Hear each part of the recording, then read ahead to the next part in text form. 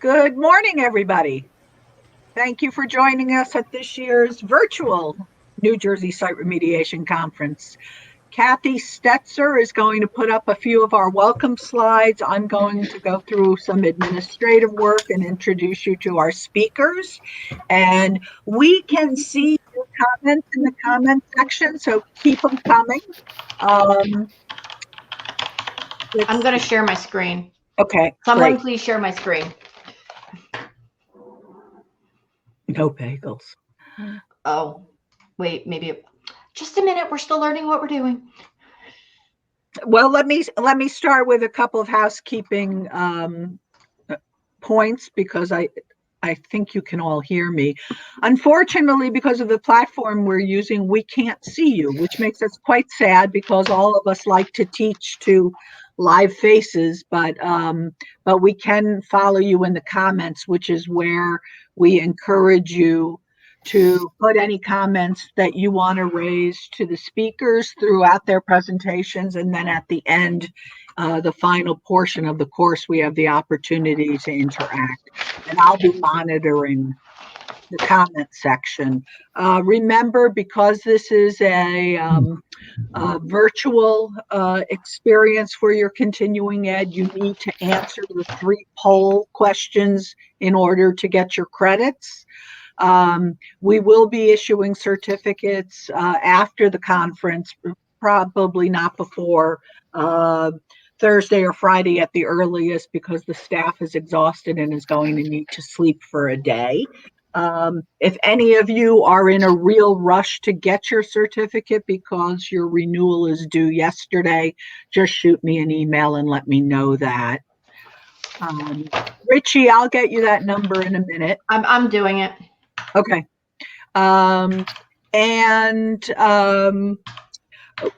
There, at the end of the conference, you'll also be getting electronic evaluation forms. We appreciate it if you would fill out the form and fill out the form for this course and other courses. We have tweaked this course over the years because of your good comments, so we would appreciate if you would do that for us again. The other thing is the schedule at a glance for the conference. Here's where I'm going to want you all to comment, so get ready. The schedule at a glance has a half an hour break built in, sort of 3/4 of the way through this course. We are proposing to go straight through with a couple of short breaks for you to get up and stretch and get a cup of coffee. That'll finish you up with this course at about 11:15 instead of 11:45, which gives you time to do a couple of other things before the lunch speaker. If you don't want to do it the way we're proposing to get you out a half an hour early, comment right now. Otherwise, we're going to go straight through, okay? Let me just get some indication that some of you have heard me and say, oh my goodness, Susan, that's the best idea I've ever heard. I don't think they think it's a good idea. Type in the chat. Let us know if that works. Let's see. Sounds good. Best idea ever. Thanks, Shell.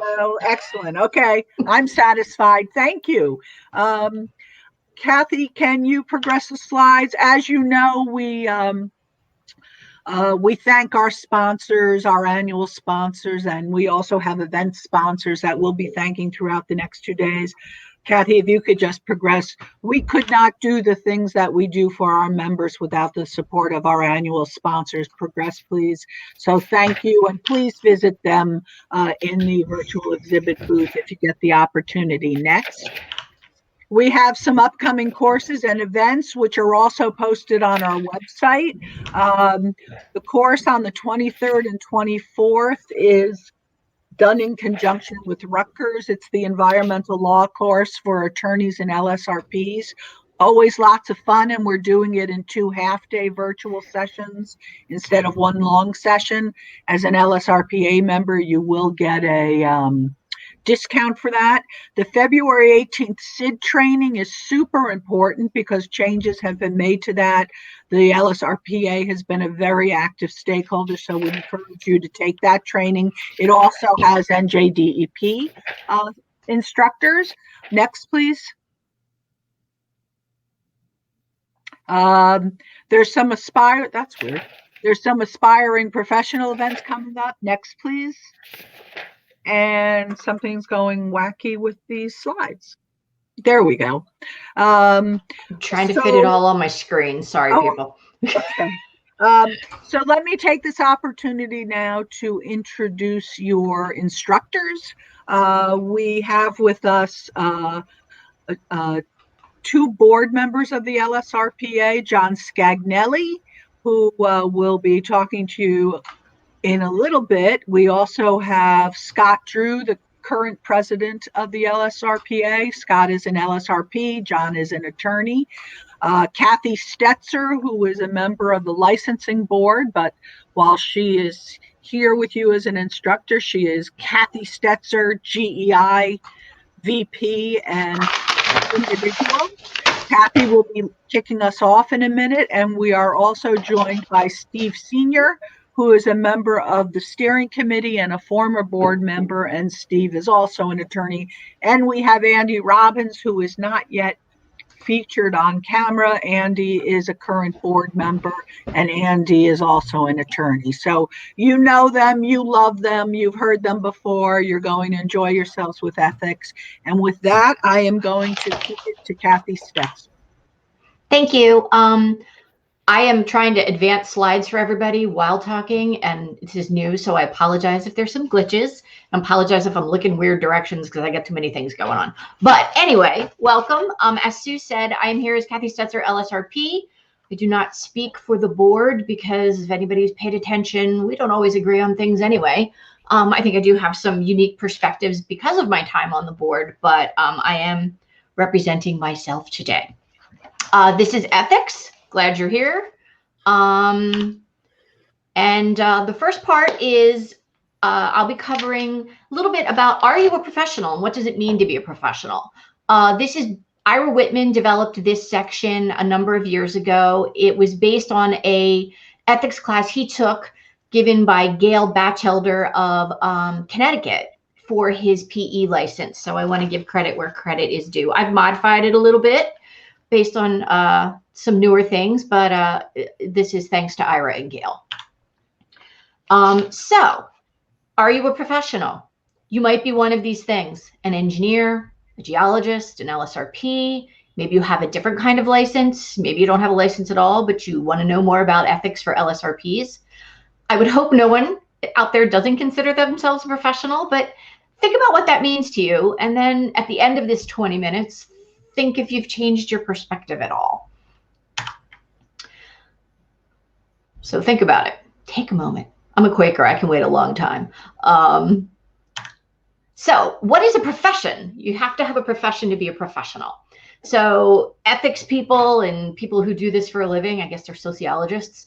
It's an occupation where you need specialized knowledge, skills, and training. And we have those things as LSRPs. We've established requirements. We've all gone to college and have certain degrees in environmental science or engineering or an earth science, biological science. Generally, a profession allows you to use or requires you to use independent professional judgment, which is something you hear about all the time. You're going to hear more about today in the ethics class. And you're governed by a board, which is the LSRP licensing board. But licensing alone doesn't make it a profession. You could take the test and pass, but maybe not have some of these other things. The way that the license is set up in New Jersey, obviously you need to have the education and the experience. So a little flashback in time to like 2006 when we all started talking about changing the way site remediation was done in New Jersey and developing this license. And we met with a whole bunch of other license. Whoever's not muted, can you please mute? I think it might be I can't tell because everything's too small, but somebody's not muted and you're banging around. All right, just ignore that person. So we developed this license looking at Massachusetts, looking at Connecticut, looking at what other license holders need and are required to do. And people put a lot of time into this. We had meetings all over the place. It was a lot of work. And that's how we developed this profession. We took things from other states. We looked at our rules and regulations. And really what got us going was the Site Remediation Reform Act, I think. But the question is, when did site remediation start in New Jersey? My slides down here. Maybe it was it was when SARA was passed in 2009, but maybe it was before that. We had the people who had the old UHOT. We had I don't even remember what they're called. Oh, SSEs. We had PEs. So maybe it was a profession before that, but certainly it was codified as a profession with the Site Remediation Reform Act. So who's a professional? We are, I hope. We hold a license. We do the job of an LSRP. And we exemplify the characteristics of an LSRP. And that's something that's a little squishier. And we're going to talk a little bit about that in the frame of ethics and in professionalism. So what is professionalism? I need to change my paper here. So one thing that comes up over and over in the study of professionalism and a profession is that we have a direct and important impact on the quality of life of all people.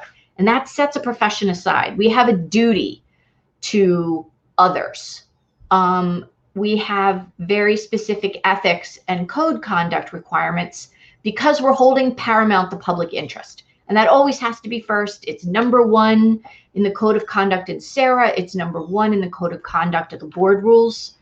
And we have to acknowledge that for us to be able to do that, to hold public interest paramount, we have to be honest, impartial, fair, and deal with people understanding equity is important. I know that they're buzzwords you hear a lot when you're doing training for your company, but it's really important when we're dealing with the public. And I think you'll hear throughout this conference people starting to talk about the environmental justice rules. I mean, that's where you're talking about fairness and equity, but it also affects us too, and we have to keep that in mind. And we need to deal with others in an appropriate manner. And again, that's pretty squishy, but like, don't be a jerk to each other. And that's a good place to start. And sometimes it's hard because we get on each other's nerves. I know I do too. But thinking about holding that higher standard is always a good way to start the day. So who are the stakeholders in our profession? The public we just talked about, certainly our client, that's who's paying us, our employer, who really pays us, each other, the regulators, our subcontractors and vendors. All of those people make up our world and are part of our stakeholders and need to be considered when we're talking about ethics and our conduct. So paramount is our responsibility to the public, quality of their life. We need to treat them with fairness and honesty, and we have a legal obligation. I'm going to say it again. You're going to hear it all day long. Public safety, human health, and the environment has to be first.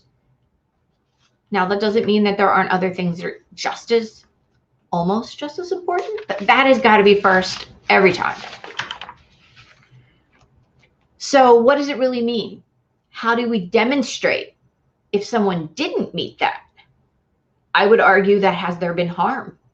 Has a regulation been grossly violated? But sometimes there might be a gray area. Always try to err on the side of looking out for the public and having those conversations with your client and with the other stakeholders. And then John Scagnelli is going to talk about this more in his section, which is next. But if you're not holding public health safety paramount, what are you holding paramount? And is that okay? So we have a responsibility to our client. They're who hired us. They're placing their trust in us to do the best job we possibly can for them. And we have contractual obligations, obviously. Those contracts can't violate the law. The attorneys will talk about that in their discussions. But obviously, you shouldn't sign a contract that somehow is in violation of our code of conduct or our regulations. We have our code of conduct, which has a whole lot of pieces now, all the way to AA and BB now. If you aren't familiar with it, read it today, read it all the way through, and make sure you understand it. If you don't understand the code of conduct, ask questions. People here are available to chat with you offline. If there's a part that you don't understand, you can ask the board, send them an email. There's plenty of ways to better understand your code of conduct. Make sure you know it. So another responsibility to your client, you're acting as a faithful agent. You're not wasting their money. You're giving honest proposals. You're telling them, as an LSRP is required to, what their timeframes are. You're advising them on technical matters, not legal matters. The attorneys do that.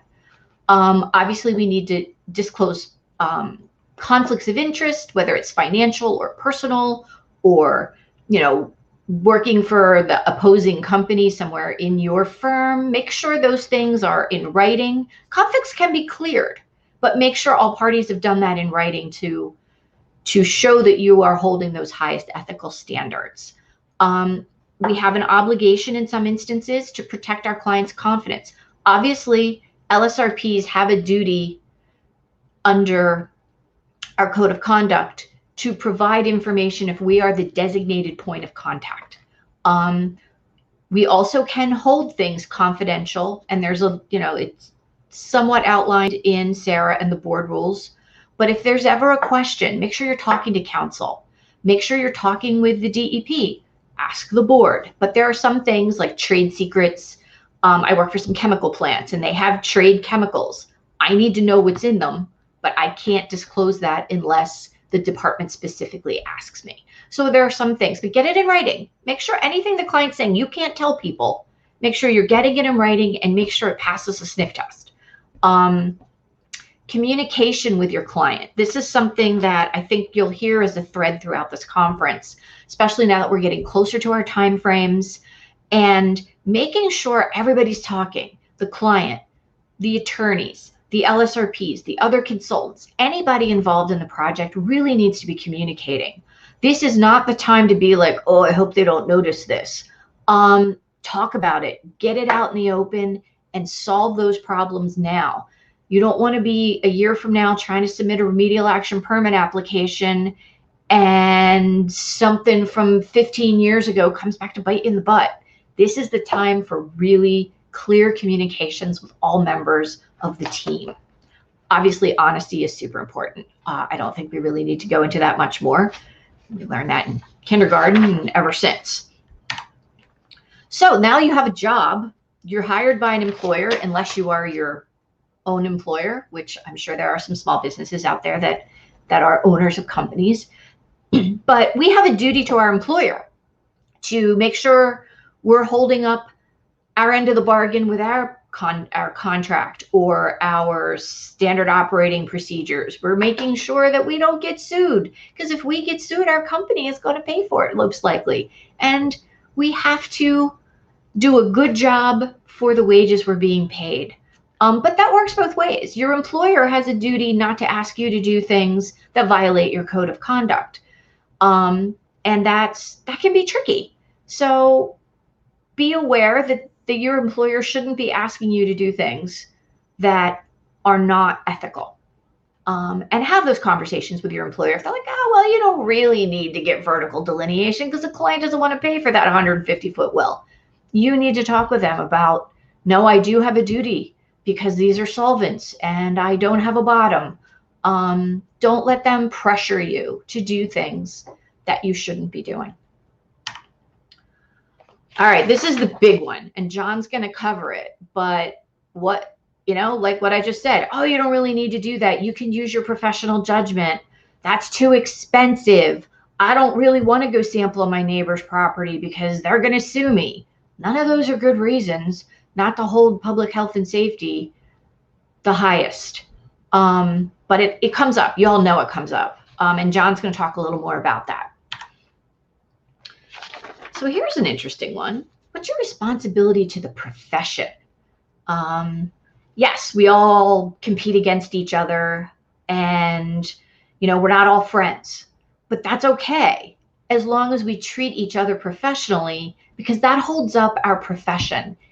When someone is a bad actor or someone is working outside of their competency and it becomes a thing, whether it's in the public or whether somebody's been turned into the board, or you just got a client that's really mad and is running around saying that LSRP is terrible, the whole profession sucks. That's bad. We owe it to each other and to the profession to do the best job that we can and behave in a professional manner, because we all reap the benefits of our profession being above reproach, which we're not always, but we try. We also owe it to the profession to make sure we're training people that are coming up. The person that is working in my group that I've been mentoring for a whole bunch of years is in this class. She's going to be me when I retire. Make sure you're training your replacement. Make sure they're getting all that knowledge and experience that you have, so that the profession continues to be strong long after we're sitting on a beach somewhere drinking some cocktails. So what we do really does reflect on each other, and our reputation matters. So we need to compete fairly. Yes, we compete, and I want to win that proposal when Scott Drew was also bidding on it, but we're fair. We treat each other professionally. We don't criticize another professional to our own benefit. We continue to increase our professional education as is required in the board rules, as we're all doing at this conference. I talked about mentoring staff. I was a slide ahead. And we should all be ethical in how we interact with one another. So, are you a professional? I would say you are, but I hope that the things that we talked about this morning help you consider how you interact with others, the kinds of communications that you have, and maybe we all can bump ourselves up a little bit more in how we conduct ourselves as professionals. So with that, I'm going to turn it over to John, and I'm going to still continue to advance the slides, and I apologize if things get a little weird, but hang with us. Kathy, while you're doing that, let me just ask the attendees if they want to put any questions for Kathy in the chat, in the comment section. Yeah, you can tell me whatever you think there. I can't type back, so have at it. And there's plenty of time throughout the course to ask questions. So if you choose not to do it now, that's fine. Okay, let's move on to John Scagnelli. All right. Well, hopefully everybody can hear me and everybody can see the my section of the PowerPoint on their screens. I want to thank, following Kathy, I just want to give you an overview of what I'm going to be covering this morning. I'm going to be talking about ethics and conflicts around the Code of Conduct responsibilities in New Jersey, the Section 58:10C, etc., of the New Jersey Site Remediation Reform Act. Steve and Scott are going to be covering the specific sections there in more particular detail. What I want to do with this presentation is to go over certain themes and issues relating to conflicts and ethics around the Code of Conduct, and which really derive from the Code of Conduct, but are actually separate and independent. And the point I want to make is that your professionalism and your responsibilities as LSRPs are really broader than those that are specifically listed in the Code of Conduct. And I think you find this can be illustrated. The responsibilities are illustrated, for example, in some of the board decisions and some of the practical day-to-day situations that come up in the course of your individual practice. The other thing that I want to say is I want to thank you all for your service. And I mean that sincerely. You're all providing a very important service to our state, to the public, to your clients, and your responsibilities as LSRPs. They derive, they're statutory and they're independent. And they're really on you as opposed to your employer. So you have to think very carefully and seriously about your responsibilities as you go through working for clients on your particular cases. So it's just let's get into this in a little bit more detail. But again, thank you for everything that you're doing.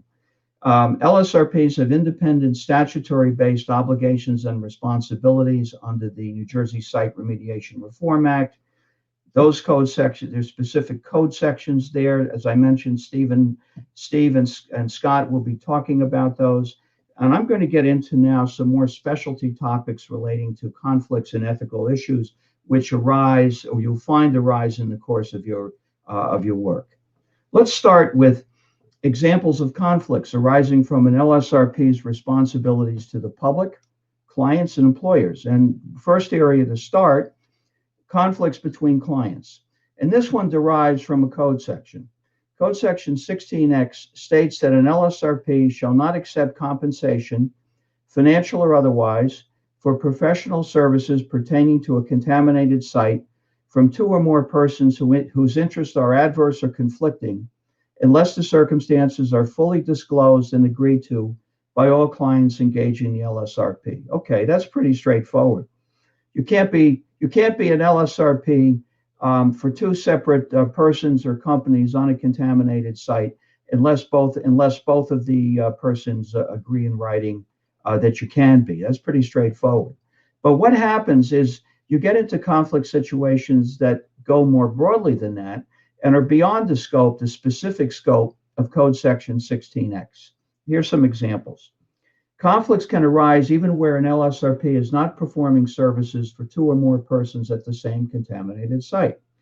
One example is where the LSRP represents one client at a contaminated site, but a non-LSRP employee of the LSRP's firm, your firm, is doing work for another client at the same contaminated site, and the interests of both clients are adverse. I would submit to you that's a conflict situation that you need to deal with as a conflict situation, notwithstanding that it's not specifically within the scope of Code Section 16X.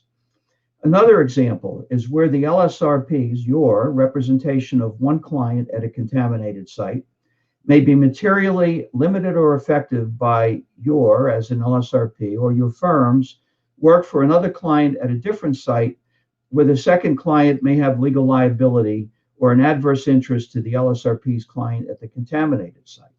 I mean, for example, you don't want to be pulling your punches on a site for which you're LSRP of record because your firm is representing an adverse party client at another site and you're concerned about business conflicts or business issues. You have a responsibility, again, as an LSRP to your client and the particular site at hand.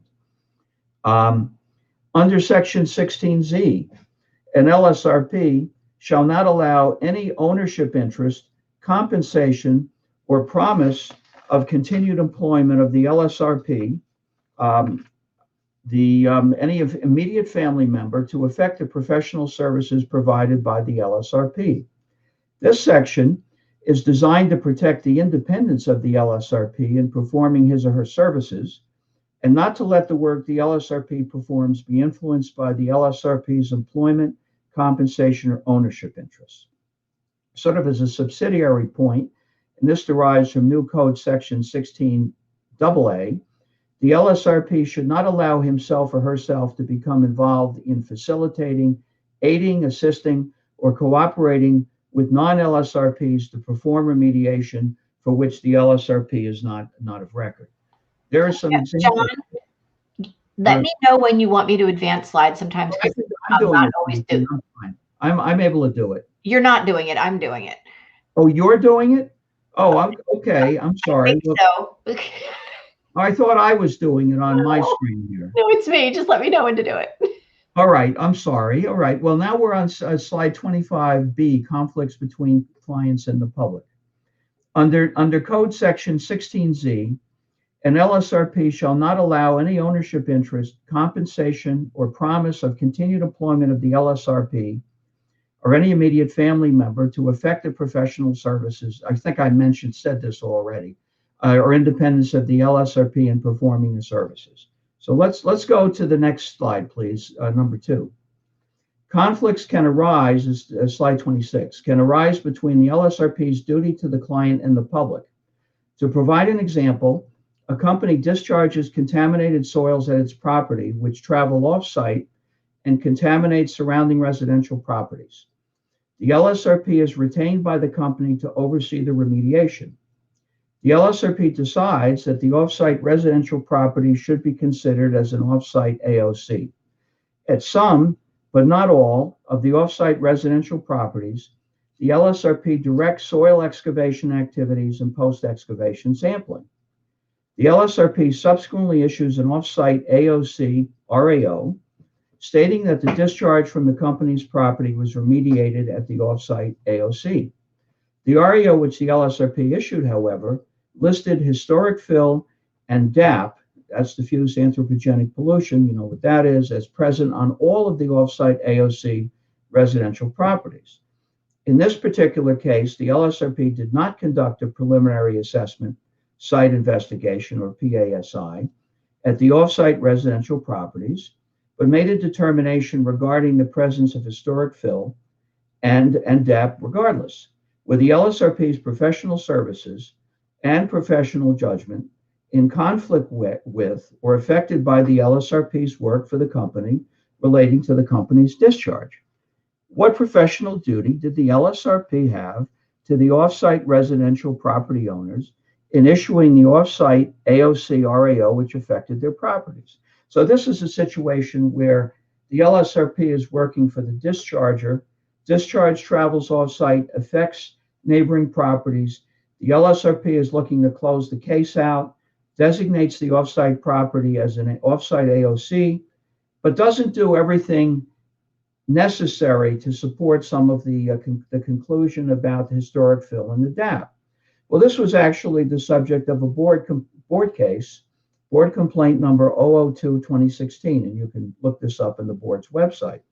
Here, the board found that the RAOs that apply to off-site properties should not make blanket statements or incorporate notices that do not apply to each one of the off-site properties included in the RAO. If conditions and remaining contamination differ on the off-site properties, separate RAOs should be issued for each one of the properties so that the RAOs do not inaccurately characterize the properties and create unintended consequences for their owners. So here's a responsibility that the LSRP has to a member of the public, the off-site property owner. Next, let's go to the next slide, please, top of 26. Okay, now we get into issues relating to conflicts between the LSRP's duty to preserve client confidences and the LSRP's duty regarding public communications. Under Code Section 16M, an LSRP is required not to reveal, and Kathy touched on this a bit, confidential information obtained from a client, except as required by law without the prior consent of his or her client, if the client has notified the LSRP in writing that the information is confidential. This does not apply to information that is in the public domain. An LSRP, however, may be required to respond to public requests for information. If the LSRP is designated by the client or the PRCR as the point of contact for public inquiries under NJAC 726C 1.7a, the LSRP is required to provide information to the public, which 1, has been submitted to the department, 2, which is required to be provided to the public under DEP's administrative rules under the section 1.7, and 3, any additional information that is important for the public to know to protect public health and safety. The rule regarding public communications, however, that's 726I 619, states that it is subject to the client confidentiality requirements of Code Section 16M. Now, if information which the LSRP decides is important to protect public health and safety in the environment is confidential client information, how does the LSRP reconcile the conflict? in deciding what position to take, I would submit to you, the LSRP is subject to Code Section 16A, which states that his or her highest priority in the performance of services is the protection of public health and safety in the environment. That should be your paramount guidepost. Next slide, please. And one other point about that, about the request for information, where you're going to be seeing, I'm sure you may be seeing already, additional requests to LSRPs for information, given the fact that given the COVID situation, the DEP is not as quick as it was in responding to OPRA requests. So we're seeing quite a bit of activity now of people going to LSRPs of record requesting information. All right, let's get into another area here, which I think is important. This is conflicts between the LSRP and the employer. Conflicts can arise when LSRPs who are employees of consulting firms work with non-LSRP environmental professionals in their firms on cases. I mean, this is the classic example. An LSRP employed by a consulting firm is approached by a senior principal of the firm. That you may have been in this situation, and have been in this situation, and the senior principal is not an LSRP, and you're asked to perform LSRP services for one of the firm's clients. The senior principal provides you with a stack of documents and reports to review, tells you that the documents provided are the entire file, and requests that the LSRP discuss his or her analysis with the senior principal before the LSRP decides what action needs to be undertaken. So you go ahead dutifully, and as required under the Code of Conduct, and review the materials, and you find that there's certain reports and sampling information referred to and what you were given is not provided. So you tell the senior principal about the missing reports and sampling information.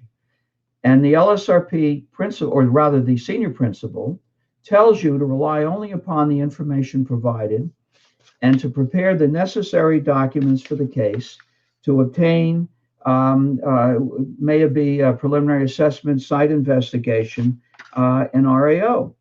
So, and next slide, please. Does the LSRP or you accept the senior principal's direction regarding what work you should be doing? Well, first of all, Code Section 16I requires that you as an LSRP exercise independent professional judgment, comply with the requirements and procedures set forth in SARA. You need to make a good faith and reasonable effort to obtain the material facts, data, reports, and information relating to conditions at the site for which you are responsible that are in the possession of the owner of the property or otherwise available. And you need to obtain whatever additional data and other information you deem necessary. There's a very good licensing board statement on this. It's Statement of Interpretation 2017-01 relating to independent professional judgment, and those responsibilities are very well laid out there. Again, the point being, and I can't emphasize this strongly enough, that you have independent statutory duties and responsibilities as an LSRP. Your non-LSRP colleagues do not, your firm does not, you do. So it's incumbent upon you to make sure you're getting everything that you need to exercise your LSRP responsibilities. Now, there's another issue that's come up fairly recently, about assisting others in your office who are non-LSRPs to perform remediation. And that's really encompassed within Code Section 16AA. Let's go to the next slide, page 30. This illustrates, this is part of the problem. Let's just see here. 29, 30. Okay, we'll go back here. Basically, let me just go back on this one, back to 29. There's a board case on this, and basically the point is you have to be of record if you're going to be working on the site. The SARA requires that an LSRP be involved in remediation. You cannot have somebody in your office do remediation with you not of record sitting in the back door and sort of either directing traffic from the side or effectively condoning somebody else in your office to be doing remediation while you're not involved and you haven't punched in. There's a board case about this relating to vapor intrusion that's posted on the board's website that you ought to take a look at. And the LSRP in that particular firm really facilitated another member of his company who was not an LSRP to be involved in that. And that's not something that's permitted. So let's go to slide 30. Okay, I mean, basically, what we're doing is illustrating issues which can arise in many consulting firms which employ LSRPs and non-LSRP professionals.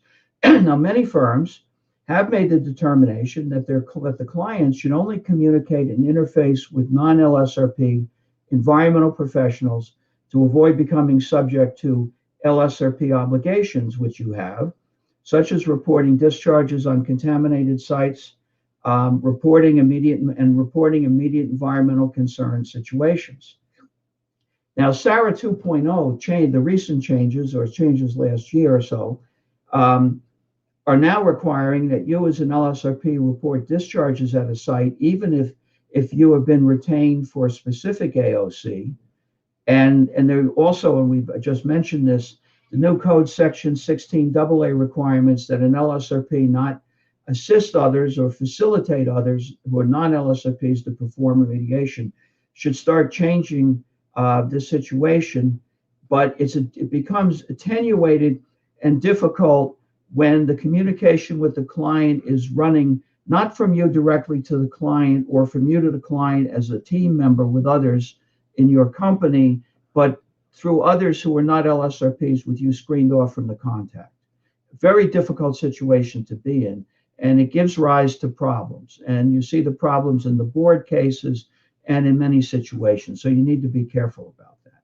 So I think the takeaway from all of this is that you have to make it your business to obtain all relevant information relating to contaminated sites for which you're LSRP of record.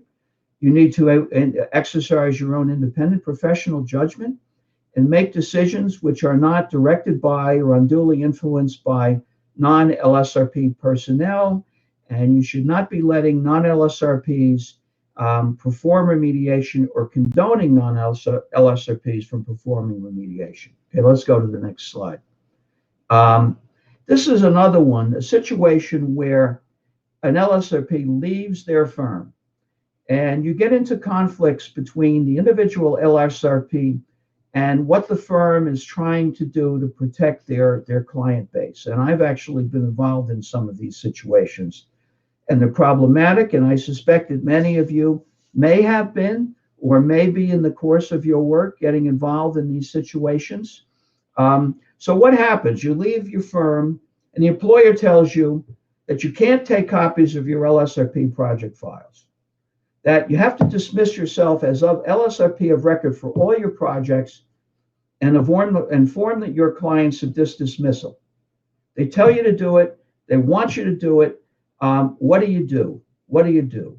Well, first of all, as far as taking copies of LSRP project files, NJAC 726I 6.27 requires an LSRP to maintain and preserve the project files and the sampling information for the site for a minimum of 10 years after the LSRP issues the last REO for the site or from the date the LSRP submits a notification of dismissal to the DEP.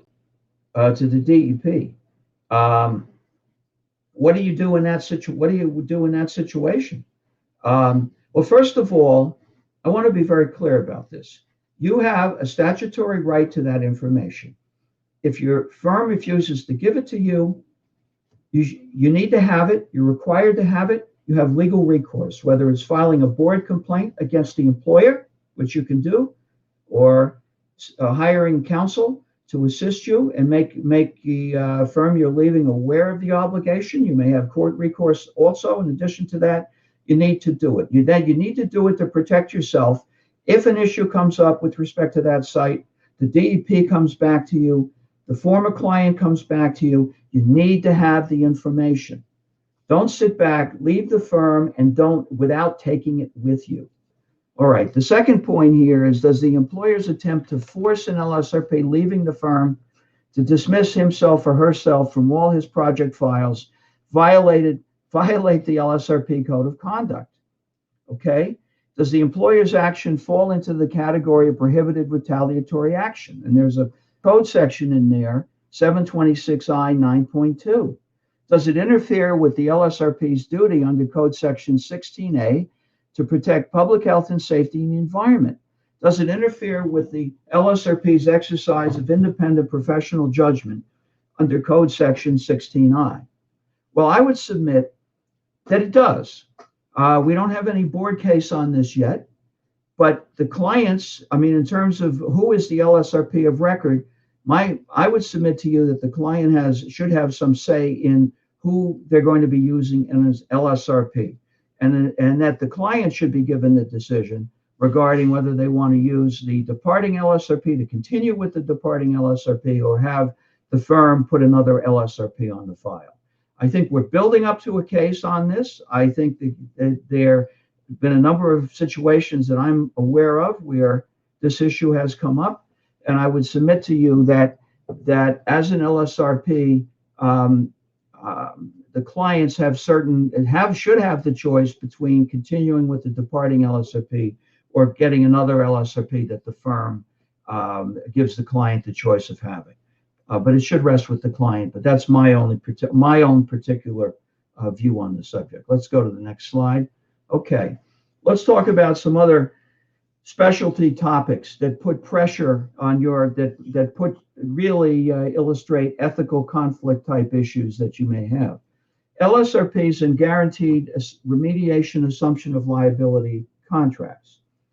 A number of environmental firms, as you know, and you may be working for some of them now, or worked for firms like this in the past, have offered guaranteed remediation assumption of liability contracts to parties responsible for conducting the remediation of the PRCRs. And these contracts can take different forms. Contract-only fixed-price guarantees, contract guarantees backed by insurance policies, or contractual agreements by the consulting firm to assume the client's environmental liabilities and remediation obligations at a site. Okay, if you're working as LSRP of record for a site, either on an AOC specific or site-wide retention, and you have one of these, and there is one of these remediation contracts, assumption of liability contracts in place, there are challenges. How do you reconcile your independent professional judgment when you are employed by the firm which issued the contract, and the consequences of the application of your judgment will increase the cost for the employer? Even if you're not employed by the firm which issued the contract applies to the site, the PRCR is the LSRP's client, and that contract runs to the PRCR. How do you address and reconcile these types of situations? It's difficult. It's difficult. But again, you're under responsibility not to have your view influenced by financial remuneration and other issues. And that was the subject of one of the code of conduct sections. So I would submit to you that in these situations, you have to employ your best independent professional judgment to address the specific issues at hand and not be unduly influenced or directed by the assumption of or by the guaranteed remediation assumption of liability contract. All right, let's go to the next page. Okay. Here's a situation where you as an LSRP are working for a property seller client. Prospective purchaser requests environmental information about the site. Again, you can get into situations here where you're working for a property seller of a property, and you're asked for environmental information about the property from a prospective purchaser. Now, this is obviously due diligence is probably going to go forward, but this is really independent of due diligence. If you've been designated by your client, the PRCR, as the point of contact for public inquiries under the code section 1.7a, you're still required to provide information to the public, which has been submitted to DEP, required to be provided to the public under the DEP's administrative rules, and that's listed again in section 1.7. And additional information which is important for the public to know to protect health and safety. The rule regarding public communications, however, at 619, states that it is subject to the client confidentiality requirements of section 612. So what do? We go to the next page. How do you respond to requests for information about a site?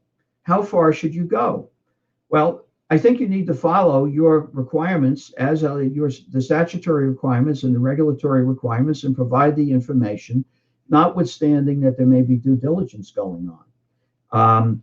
And I think that we're starting to see, because of the slowdown in DEP's response to OPA requests now, that LSRPs are getting these types of requests, even in many situations, including in situations where you have a prospective sale of a contaminated property and the prospective purchaser is looking for information.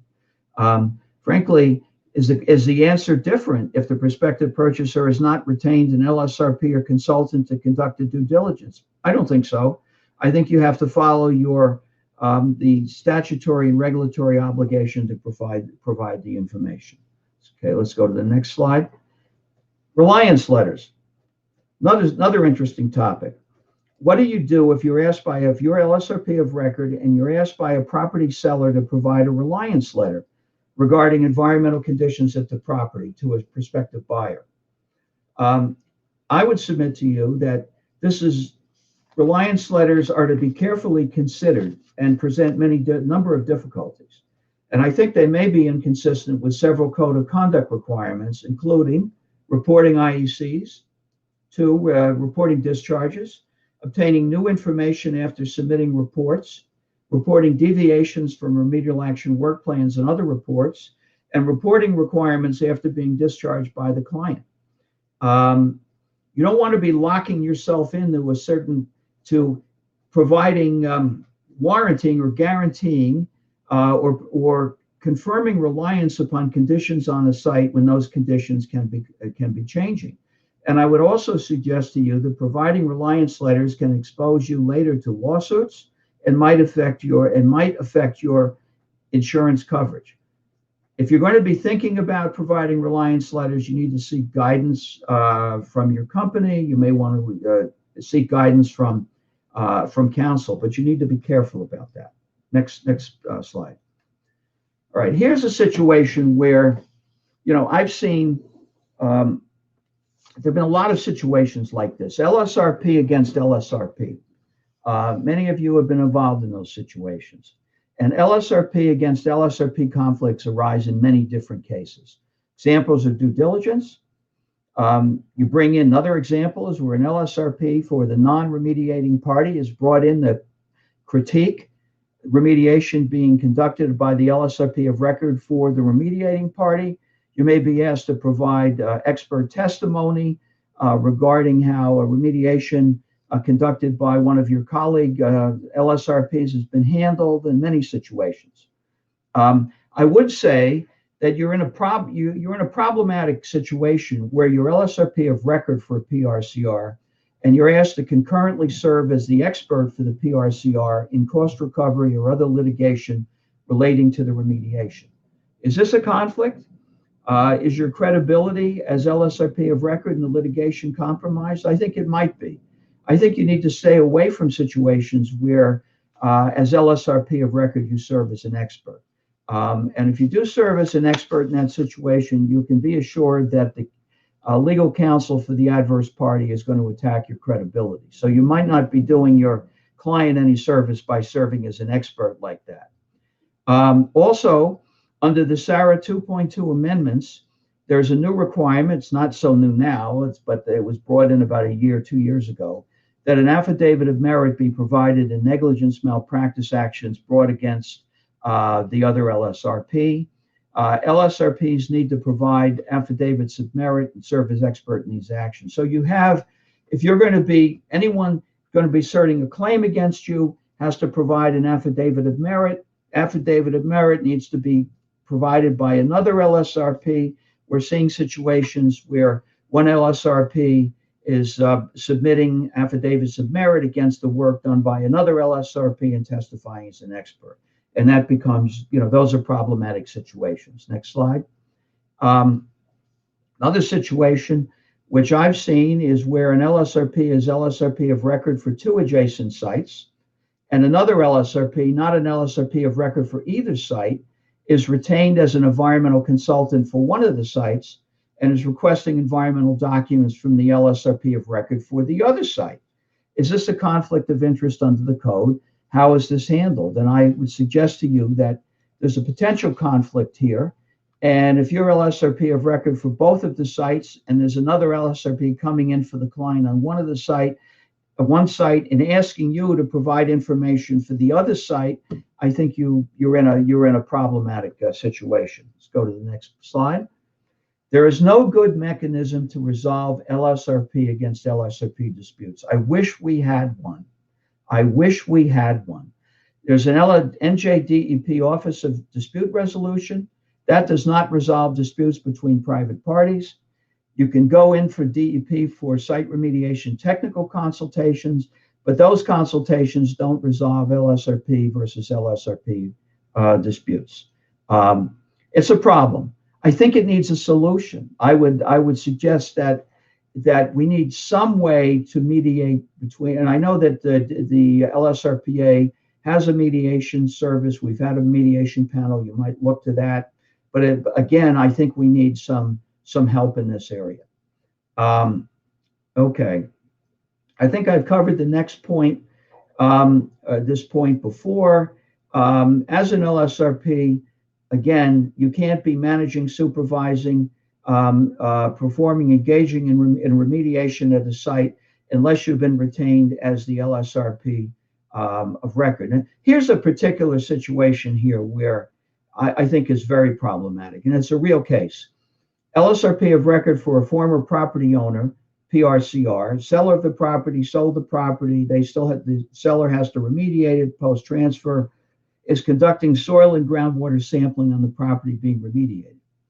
Current property owner hires an LSRP to critique, evaluate the sampling done by the first LSRP. Second LSRP conducts his or her own environmental sampling at the property, doesn't tell the LSRP of record for the remediating party in advance, and then drops the LSRP of record the sampling results and demands that the LSRP of record modify the remediation. Now, has the second LSRP engaged or participated in remediation in violation of Code of Conduct Section 16BB?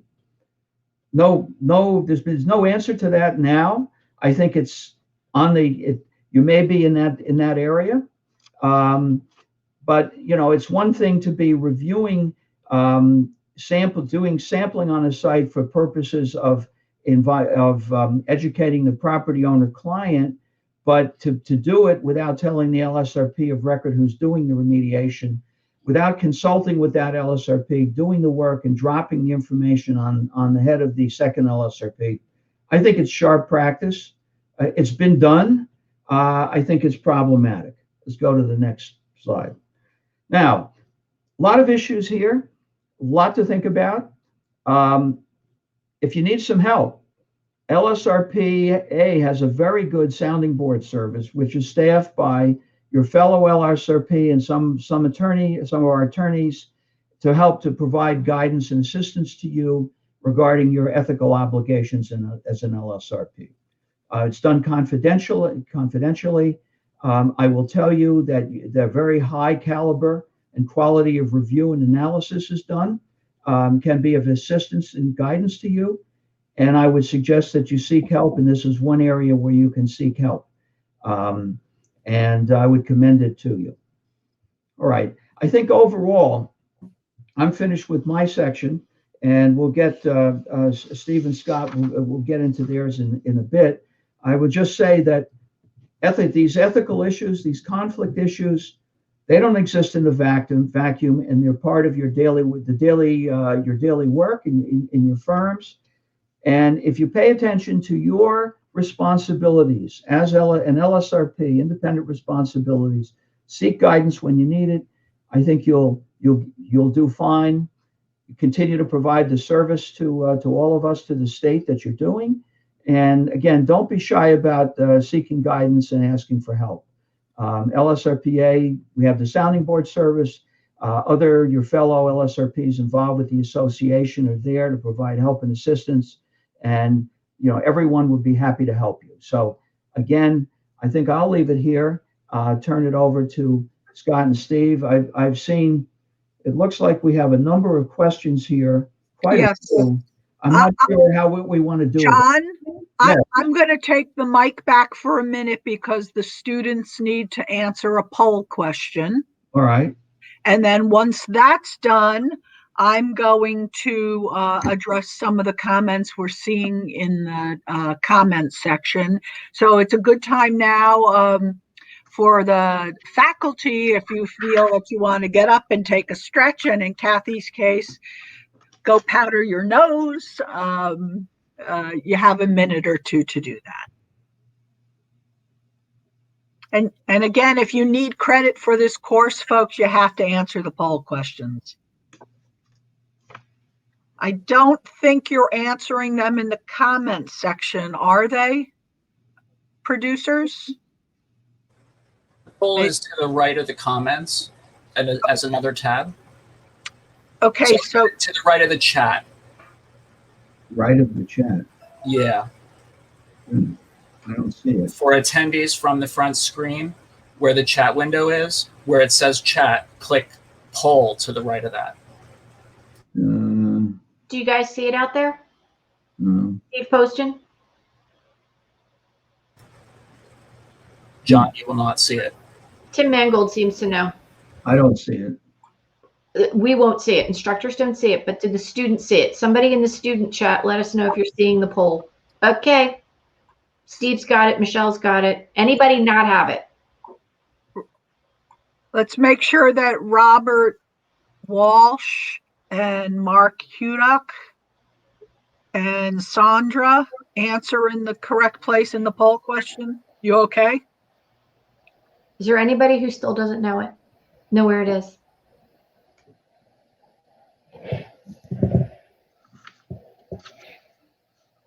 I think they're getting it. Okay.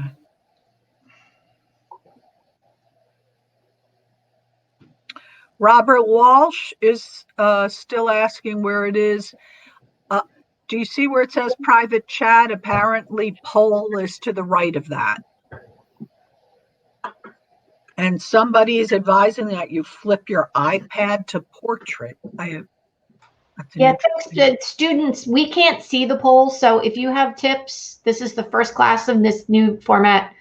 Put it in the comments so that folks who can't see it can find it. If you're in full screen, you need to minimize. Thank you, Scott. Okay, if you look at your screen, there's a nice arrow drawn to show you.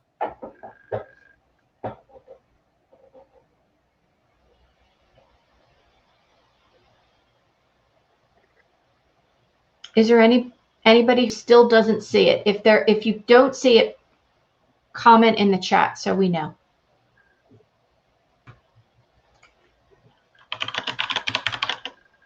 Kathy, go on mute. Sorry, I have a really clacky keyboard.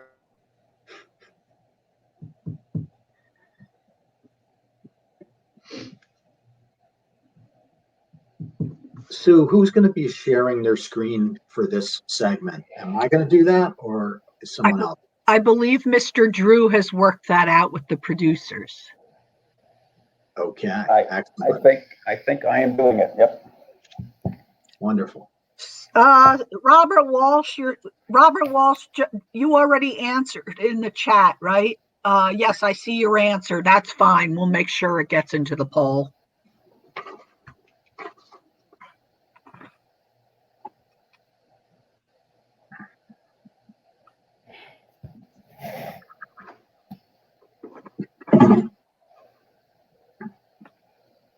Okay,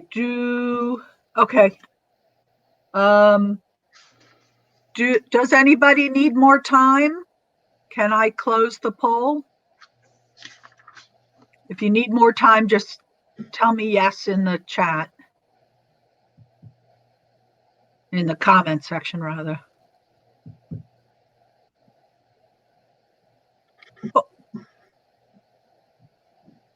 Okay, have we closed the poll? Wait. Mr. Walsh is asking if he's having problems because he's on an iMac, and I don't know the answer to that, but maybe one of our producers does.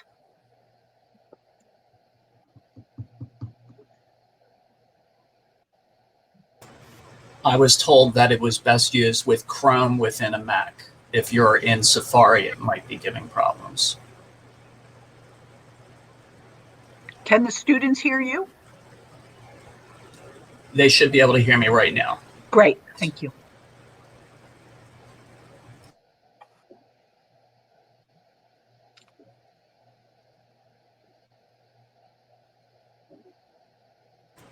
Robert was in Safari. Okay.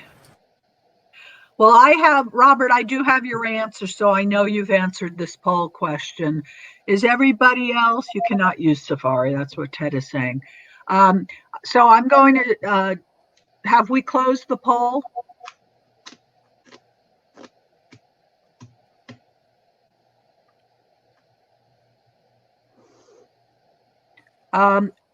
I want you all to know that I have been following, as have the speakers, we have been following the comments. There's a long string of comments about site visits. There are some very good responses from other students. So I don't believe you'd be getting different responses from the speakers. The question about whether DEP visiting a site is an LSRP ethics issue, it's not. So we're not going to cover that type of question in this course. The question about an LSRP of record having an obligation to visit the site is accurate. You do. And then there were some suggestions given about technical consults, raising it up within the DEP management chain, or perhaps trying the DEP dispute resolution since it's an LSRP and DEP dispute. All of those are worth trying. But with that, I think what you're seeing in the comments section has been helpful, and I think we can move on from there. Let me see if there's anything else before we move ahead. Anybody else frozen? Patty, Patty Parvis, are you back with us? Okay. And Tim, I don't know the answer to that, but I will ask. With that, I am going to turn it over to our next two speakers for the next section, which is on key themes of the LSRP Code of Conduct. You're going to enjoy the dynamic duo of Steve Sr. and Scott Drew. Take it away, gentlemen. Okay, I'm sharing my screen now. So hopefully people will see the slides. There they are. I realized that I could go to full screen here, but I lose all the other functionality here. I'll be flying blind. So at any rate, hopefully, I'll tell you what, I'll do it. But just know that I can't see. I can't see other slides, so I assume you can still hear me. Anyway, good morning. Very nice to be with you. Steve and I are going to talk about the LSRP Code of Conduct. Initially 26 different provisions in the Site Remediation Reform Act. And then with the SARA 2.0, it's now 28 specific items. And this is all in Section 16 of the Site Remediation Reform Act. In order to present these, Steve and I have broken them down into 5 categories: relationships and communication, retention, reviewing others' work, rendering an REO and all that leads up to it, and requirements for a post-REO. I think Kathy raised an interesting point in her talk. Are these really points of ethics, or are these just regulation? Is this just an attempt to regulate ethics? I think if it is just regulation, then you just added to the list of things that an LSRP needs to know, which by my count now includes 8 to 10 major laws and regulatory documents, 36 technical guidance documents, 41 guidance documents for covering administrative rules, financial and permitting, not to mention all the forms and instructions. So it seems to me that the right ethical question might be, why do I want to be an LSRP? Seriously, I do think that the code of conduct are points of ethics, principles that govern an LSRP's behavior and in conducting various activities with workers. So I've actually pulled out the first one as sort of its own separate category, and this is a licensed site remediation professional's highest priority is the performance of professional services shall be the protection of public health and safety and the environment. I think this is kind of the overarching ultimate test of an LSRP's professional conduct and decisions. And I think you should think of it as the golden rule of being an LSRP. Hey, Scott, I'm in charge again because your slides weren't showing up big enough. So just let me know when you want me to advance. Okay. Great. Thank you. And so, I'm sorry, you can advance a couple more slides, Kathy. Yep, next one. Hang on. There? Okay, great. So the first category are provisions that guide communication. Kathy mentioned this list of stakeholders that an LSRP is required to communicate with during the course of a project. Of course, there's the client. The client may or may not be the PRCR, may or not be the owner of the site, all of which contribute to their perspective, the client's perspective on the remediation of the site. The licensing board is an obvious stakeholder reviewing the conduct of LSRPs, potential of removing licenses and levying fines and so on and so forth. The DEP is certainly a stakeholder and someone that you need to communicate with. Perhaps one of the best pieces of advice that I got early on as an LSRP was to always treat the DEP with respect. And that piece of advice came from Sue Boyle herself.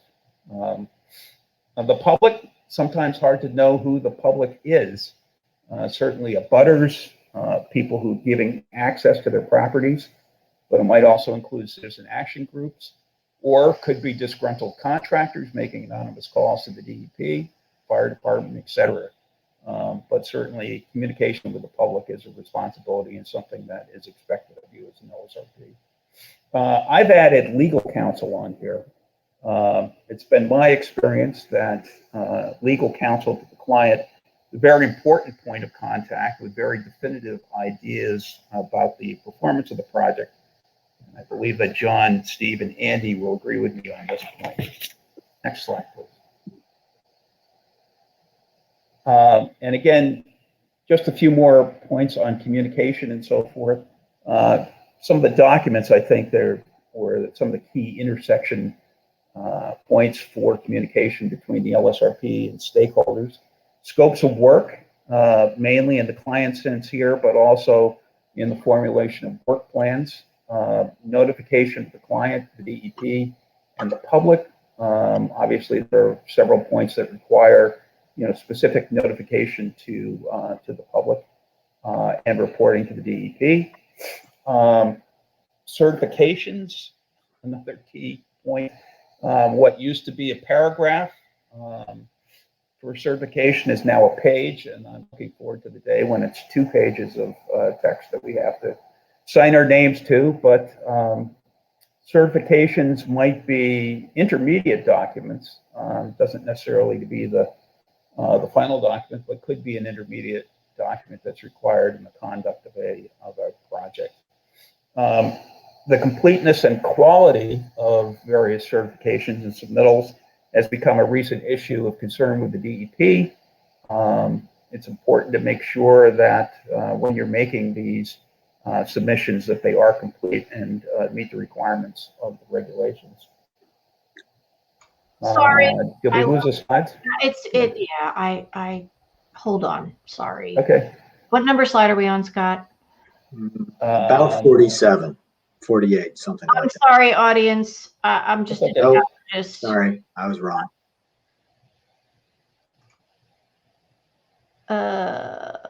Few more, two more. Few more. few more. Keep going.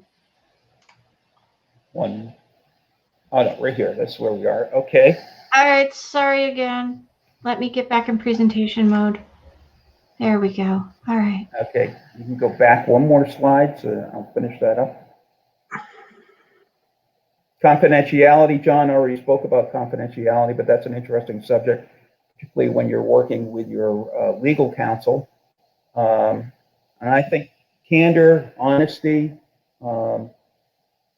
diligent inquiry, carefully considering all points of view, and good faith are also guiding rules for each of these items. So let me turn it over to Steve, and he'll review the specific parts of the code that apply to this topic area. Note that I arranged these categories and may not reflect the views of Steve Riker Danzig. Also, I don't think Steve and I have ever completed in our allotted time frame, so we'll see if we can pick up the pace and get through it for the first time here. Well, I was thinking about that point too, Scott. Yeah, with 28 items in the code of conduct now, and adding to your list of things that an LSRP, has to know, including with respect to ethics, this morning is just not long enough. But we'll do our best. Next slide, Kathy. Thank you.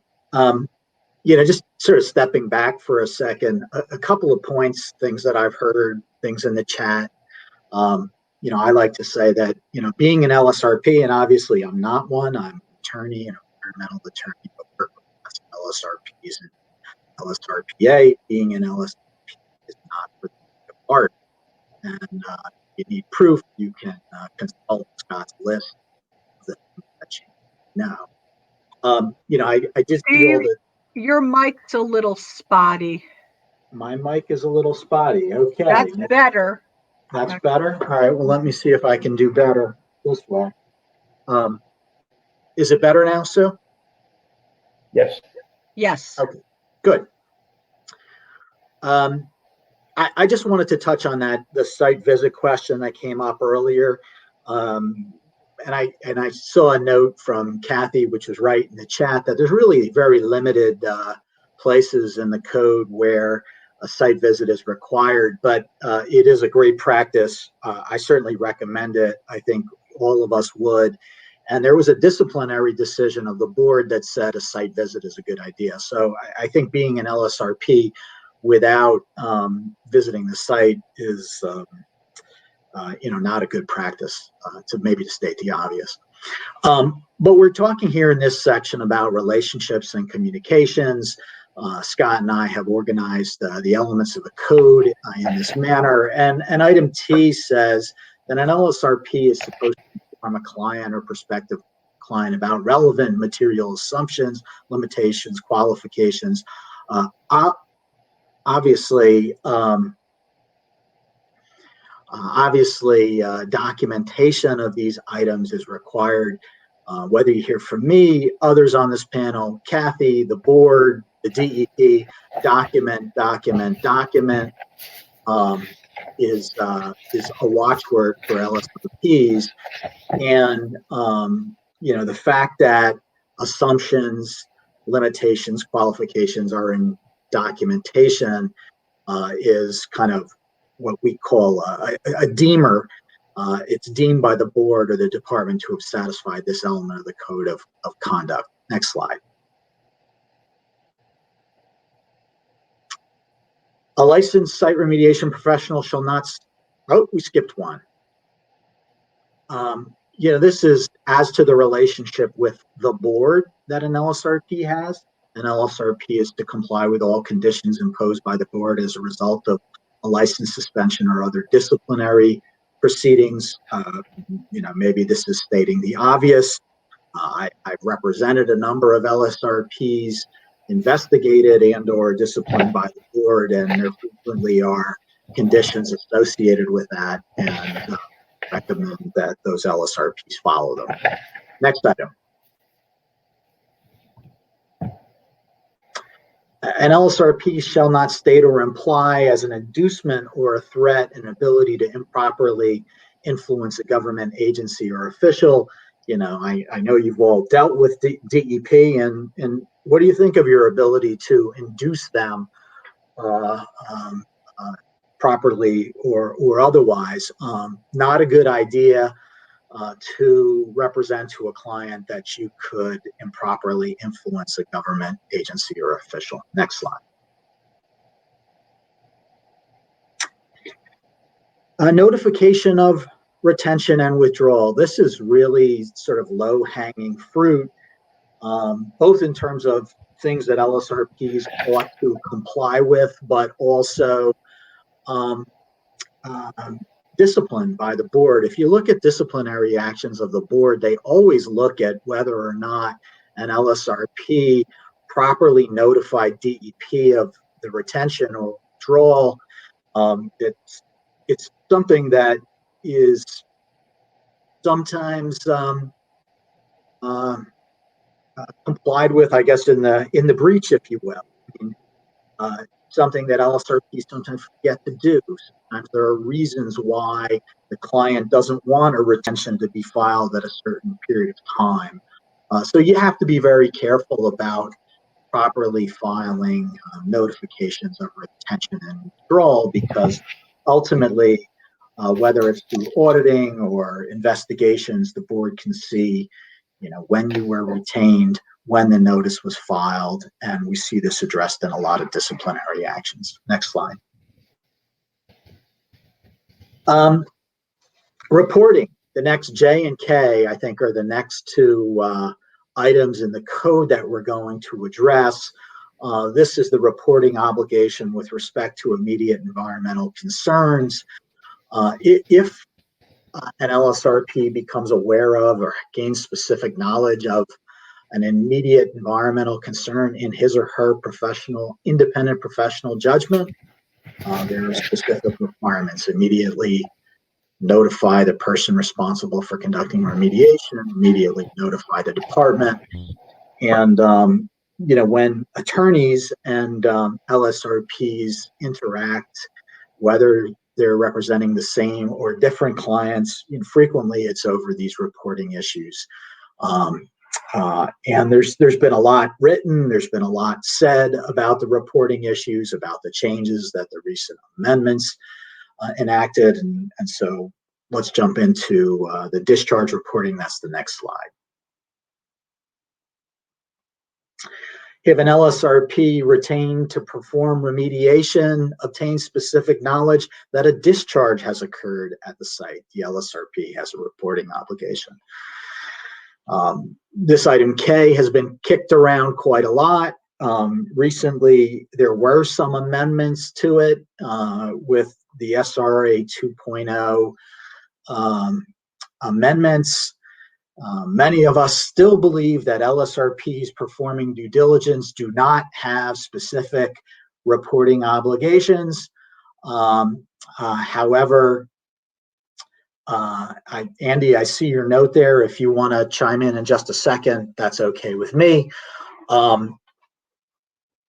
I understand that Senator Smith, who really is an author of both the Site Remediation Reform Act and the 2.0 amendments, has come out and said he thinks that LSRPs do have a reporting obligation in this circumstance. So we may see some rules from DEP from the licensing board on this when the board comes out with rules. I will Andy, did you want to jump in? I see the chat that's occurring. That was me talking to Andy. It wasn't Andy trying to talk to you. So you guys don't want to jump in here. And by the way, I don't blame you. Let's go to the next item. If people have questions about reporting, we can take those questions. Next item, Kathy. An LSRP shall not reveal confidential information that his client has identified as confidential, and that's identified in writing. But if your client tells you that something is confidential, unless you're required to disclose it by law, it's a good business practice not to disclose that. Next slide. I think John covered conflicts, this item X in the code. I will say that there is a board decision that addresses a situation where an LSRP represented successive owners to a gas station. And there were multiple discharges in connection with this gas station site. And ultimately, the current owner and the prior owner were in conflict over who was responsible for discharges at the site.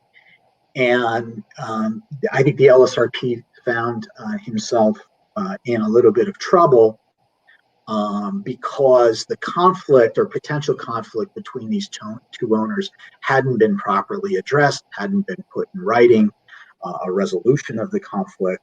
And so you need to take care when you might be representing multiple parties who would be in conflict. And that's what this item X in the code addressed. Next slide. Back to you, Scott. Right, thanks. Okay, we're moving on to the second category of key themes in the Code of Conduct, and that revolves around retention. And as general categories, there's rules in here for advertising and proposals, defining the scope of services, and notification of retention and withdrawal. I think an interesting aspect of the LSRPA world is that we are all in some sense competitors. And I think that the code does have some ground rules for how, this type of conduct should be happening as well. So definition of the scope of services, I think, is a very, very important part of this process. You have to be very precise in terms of how you define exactly what is required and what you'll be doing to meet those requirements with your client, also with outside counsel as well. I think that there is a general concern among responsible parties that the LSRP, in some sense, might have the ability to make work for their firm. So again, you have to be careful that you are, defining each of these parts of the scope of services you're providing and why. And then lastly, there are specific requirements, of course, for notification of retention withdrawal. I've been part of a number of discussions about whether or not LSRP who feels that a client isn't willing to meet the requirements of the regulation should proactively withdraw from a case. I think the department's attitude and perhaps the board's attitude is that yes, you probably should if you're in that position. But I would question whether or not your withdrawal would actually, protect human health and the environment. So, interesting thing to consider. And so, for these particular items, I'll flip it back to Steve.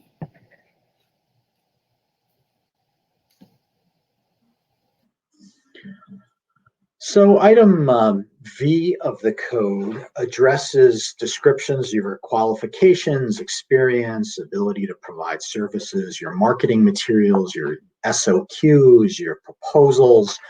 Don't make material misrepresentations of facts or omit facts when an omission is misleading, when you're talking about the results you might obtain for your client, for example. Or create unjustified expectations about the results that you might achieve. Not only as an item in the code, but as a business matter, you don't want to create unjustified expectations in your client.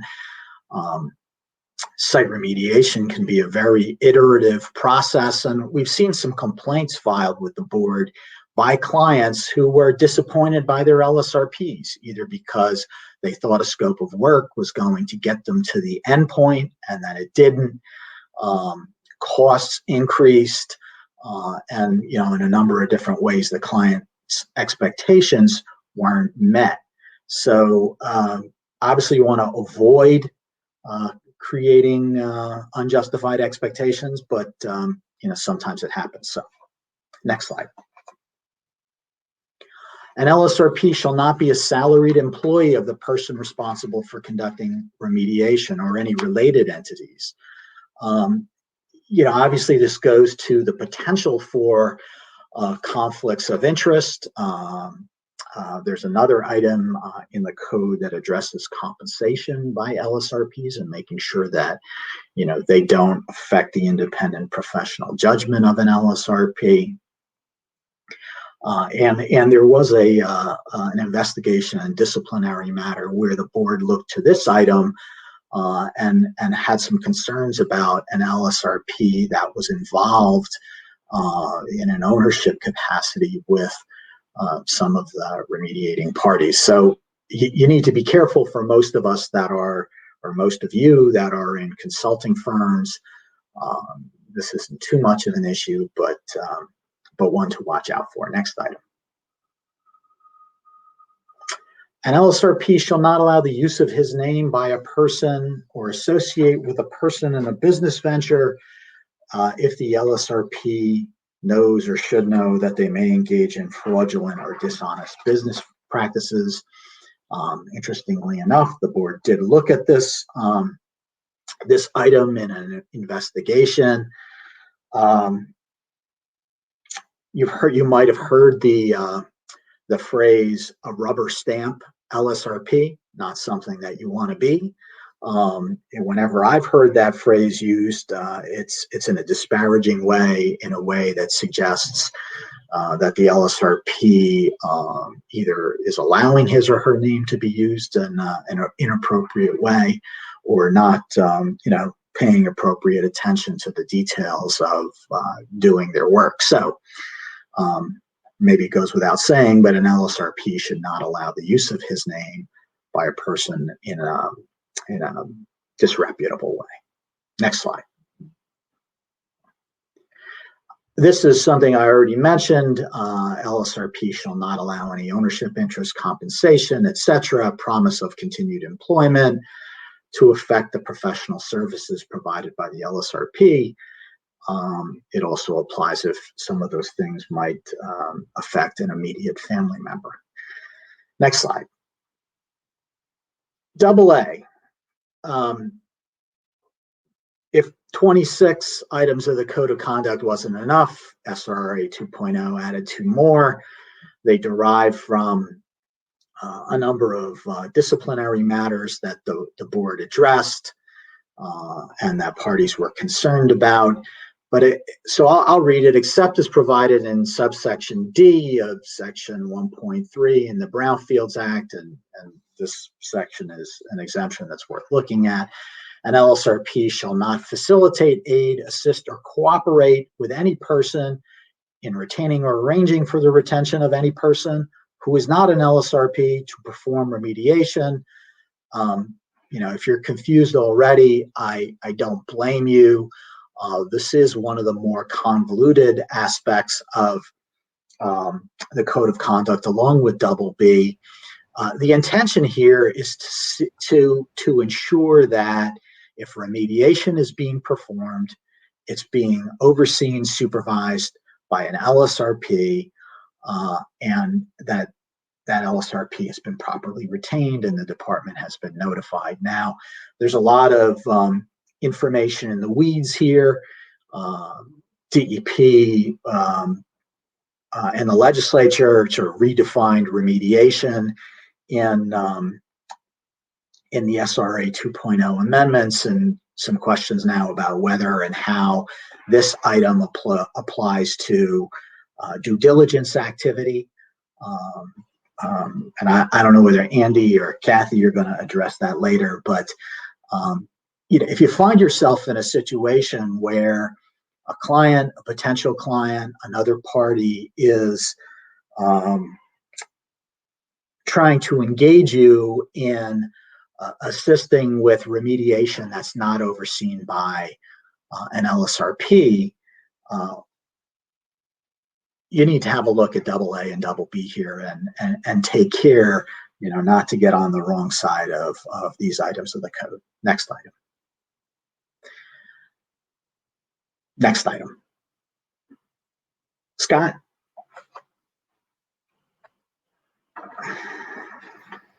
Okay, so moving on to our next theme, reviewing others' work. So this is obviously an important issue that all of us have to deal with here. Can you rely on work that's been performed by others, particularly work that might have been performed in a different regulatory environment, i.e. before the Site Remediation Reform Act, when there might have been a different approach to things, essentially submitting materials to a case manager and seeing whether or not the case manager would accept it. So you have to look at these reports very carefully and make sure that the information that you're relying on meets up with today's expectations. Also, can you rely on previous decisions rendered by the department? That's been a source of controversy for at least the decade of the Site Remediation Reform Act. The difference between what constitutes a real no further action decision by the department and what might be just a letter that says, okay, you're done with that particular item, you don't have to do any more work, but it's not a full-fledged no further action letter. So I think that it's fair to say, in the eyes of the board and the DEP, all these decisions that you make regarding information that you are relying on is on you as the LSRP. They're going to hold you responsible for it. And also in this is the issue of correcting deficiencies. I know I'm getting calls from the department these days from reviewers who have perceived that there's a deficiency on something I've submitted. Particularly in one case, we're getting close to the 3-year audit period in RAO. And although they are completely happy with the work that we've done, they have some concerns about ecological evaluation.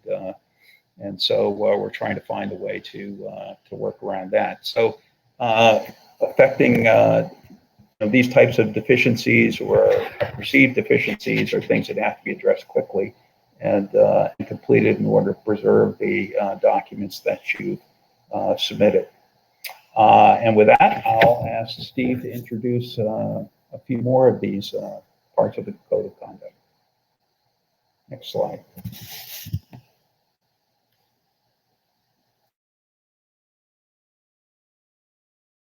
Steve, I think you're muted.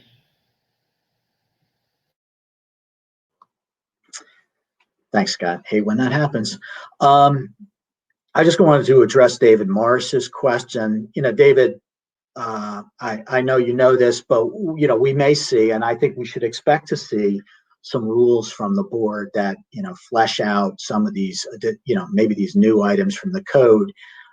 The board has kind of made a practice of adopting into their rules the Code of Conduct items. So I think we'll see some rules to that effect. They may have rules that explain some of these new items in the Code of Conduct. Maybe Kathy will offer some thoughts about that later, but not to put her on the spot. So we won't see the Code of Conduct and the statute change, but we will see some items in the rule. I feel pretty certain about that. To item C in the Code of Conduct, an LSRP shall not provide professional services outside their areas of professional competency. I mean, that makes good sense for a lot of reasons, including that it's in the code.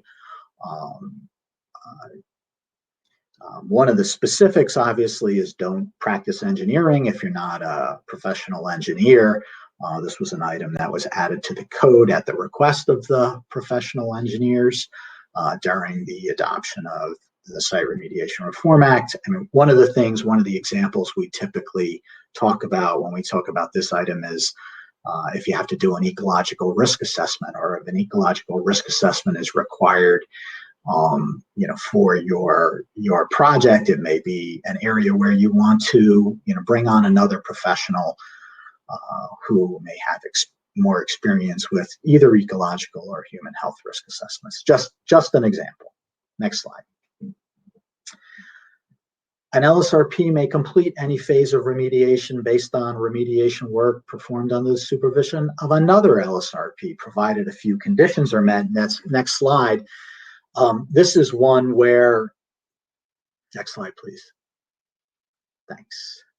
A site visit must be conducted. If you're taking over a remediation from another LSRP, I think this is the one place in the rules and the code where a site visit is absolutely required. And there are other things that you need to do: review available documentation, conclude in your independent professional judgment that there's sufficient information to complete that phase, or go back and do that additional work.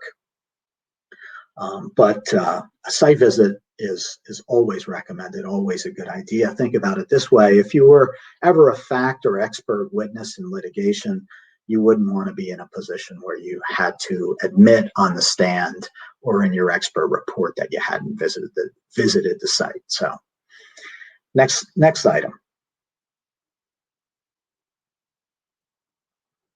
So an LSRP who succeeds another LSRP before the issuance of an RAO, who learns about material facts, data, or other information that were not disclosed, the LSRP has to promptly notify the client, the department, in writing of those facts, data, information, and circumstances. How this is done, I think, is within the professional judgment of the LSRP. It certainly depends on the facts. If it can be disclosed in a subsequent phase report or a supplemental report, that may well be appropriate. Next item.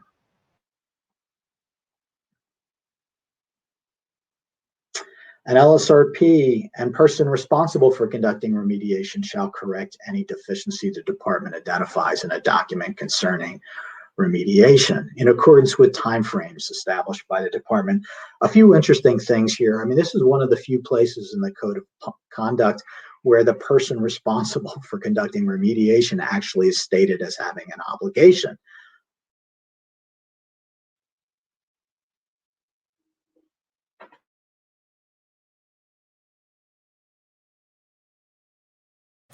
Steve, you're muted.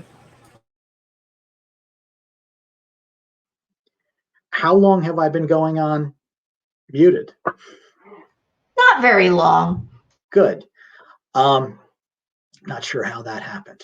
An LSRP and the person responsible for conducting remediation will correct deficiencies. Here's a place in the code where the person responsible for conducting remediation is identified as having some obligations. That was something that was put into the Code of Conduct at the request of the LSP Consultant Coalition at the time this was adopted.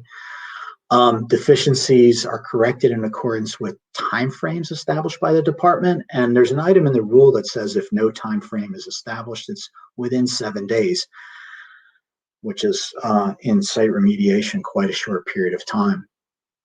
I take this item of the code to mean that you have to address deficiencies. You don't necessarily have to correct them in all instances, as the department might indicate you have to. There's an opportunity to use professional judgment to respond to the department, to make arguments as to why the item either is correct or can be addressed another way. Next item.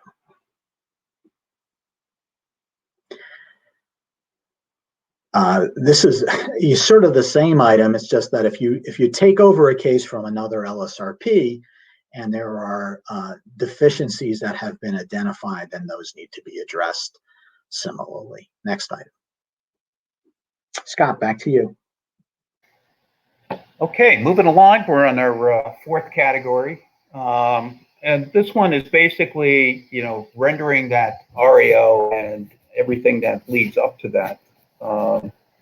And so I think some of the issues here are balancing that desire to complete a project without duplication of effort, without redoing work that might have been done in the past, for example, but also maintaining the obligation to protect human health, safety, and the environment as the highest priority. So there we are back with the first part of code, the golden rule of being an LSRP. So I think some questions here are what constitutes a deficiency that requires correction and notification, and also reviewing and certifying the work of a prior LSRP or even a prior non-LSRP. So when a deficiency is found, what needs to be done? I think there's a difference between a project where, in particular, where a restricted use closure is being used and an unrestricted closure is being used. Why? Because in the unrestricted case, you're not going through a permit application. And a lot of these perceived deficiencies might actually show up during that technical review of your permit application, things like delineation, whether or not a particular remedy is protective, things like that. So, perhaps there's a bigger opening here when you're signing off on an unrestricted use closure than a restricted use, because you won't have that kind of a review. Let me just mention here that a issue that has come up over the past year several times during our meetings of the LSRPA and Assistant Secretary Mark Peterson and his, I said Secretary, Assistant Commissioner Mark Peterson and the senior staff on a quarterly basis. We discuss various topics that are important to the LSRPA, and the DEP also gives us feedback. One thing that has come up is a DEP concern that a number of applications for remedial action permits have been deficient, let's say even beyond deficient, clearly not conforming to the requirements of guidance and regulations. And so let's just be clear that it's in nobody's interest to submit that kind of a permit application. One issue they've been raising is, for example, groundwater remedial action permits for an M&A remedy. If it doesn't meet the requirements and you are signing off on the certification that went with that submittal and so forth, that could actually be a violation or considered a violation of your code of conduct. And you might be called in front of the board for something like that. So again, make sure that when you put in your permit applications, it's complete, has all the information required, and let's avoid having permit applications that don't measure up. So, and with that, I will pass it back to Steve. Next slide, please. Item B of the code really states the basic standard of care for work of LSRPs and frankly for others as well. This is a basic civil standard of care. An LSRP shall exercise reasonable care and diligence and apply the knowledge and skill ordinarily exercised by LSRPs in good standing, practicing in the state at the same time the services are performed. You may recognize that standard of care. It is, as I've said, is the standard of care in civil litigation. And you certainly don't want to be found by the board to have deviated from that standard, especially if a client or another party might have a claim for damages. Next item. Item I is, maybe the most important item in the code of conduct, or one of them, at least in my opinion. This is, where derives the basic obligation to exercise independent professional judgment, to perform a diligent inquiry, make good faith efforts to identify information that's necessary to perform the investigation or remediation in accordance with applicable requirements, to obtain information from your client and the property owner. If you're looking for what makes a good LSRP, take a look at someone who kind of exercises these standards of diligence set forth here is really doing the hard work. Next slide. I think this continues. An LSRP has an obligation to disclose and explain facts, data, information that are not supportive of the conclusions reached in the document. So many times, especially on complicated sites, you take a multiple lines of evidence approach to decision making and exercising independent professional judgment. And sometimes some of the data, some of the evidence conflicts with the conclusion. But it's much better to address it, to document why the decision is made, even in view of some conflicting evidence, and to be transparent about that, to document it, to answer the questions, before they're asked by DEP or others. Next item.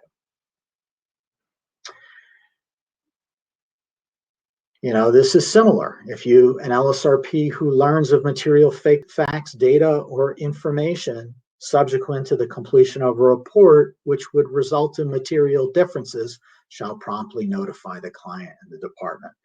Again, when your site remediation is an iterative process, investigation is an iterative process, new information can be obtained from a number of different sources. And when you obtain new information, if it conflicts with information that already has been addressed, submitted in reports to the department, that really is something the LSRP should address. Next item. There were some changes to the certification provisions in SRA 2.0 amendments. Frankly, there were proposed changes that were quite a bit more onerous than what ultimately got put into the statute, really through the advocacy of LSRPA. But an LSRP, is obligated to certify documents, and should only certify documents if he or she believes the information is true, accurate, and complete. That's not a heavy lift, and the obligation goes on. I know you take these certification obligations seriously. I get lots of questions about what do the certifications mean, and certainly you should take care when certifying the documents and information submitted to DEP. Next item.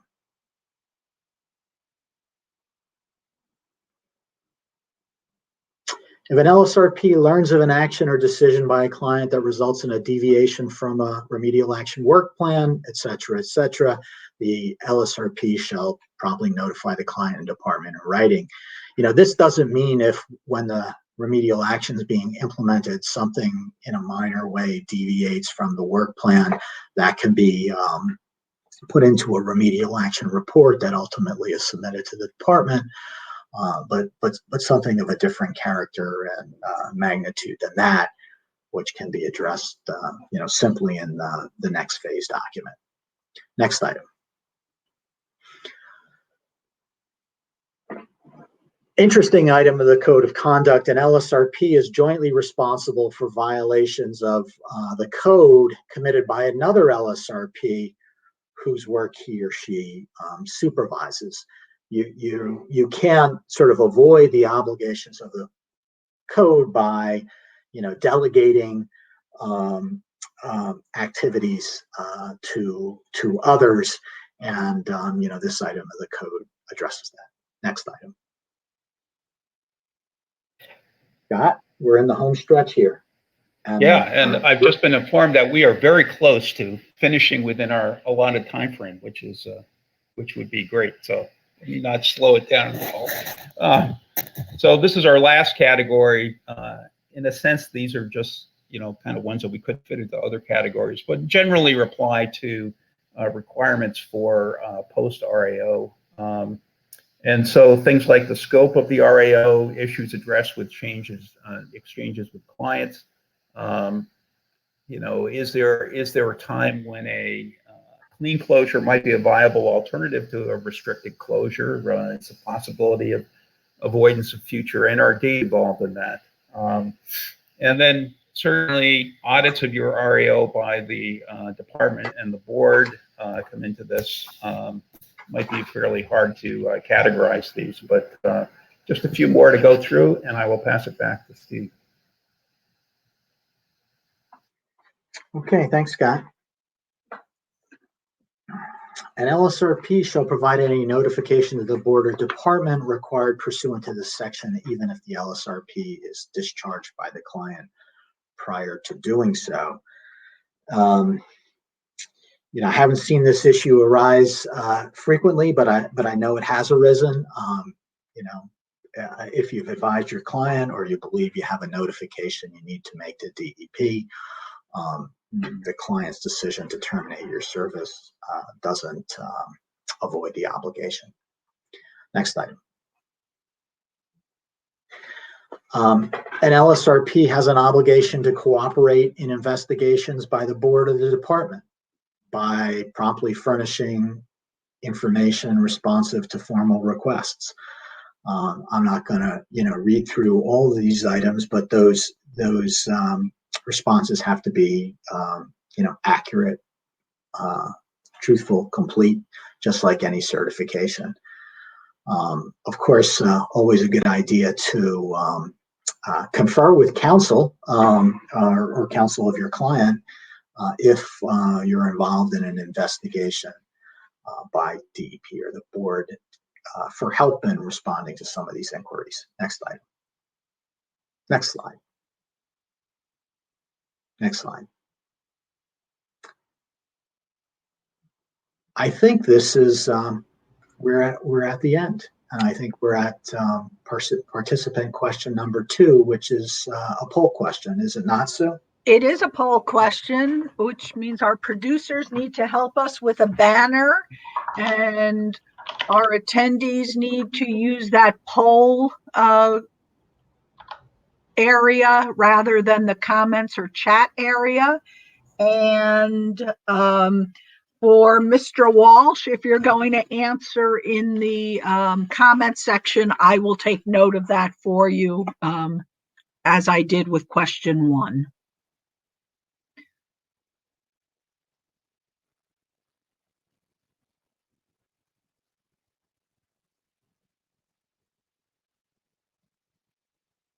And Scott and Steve, you have set a new record. Is that a good thing? It is a good thing. Excellent.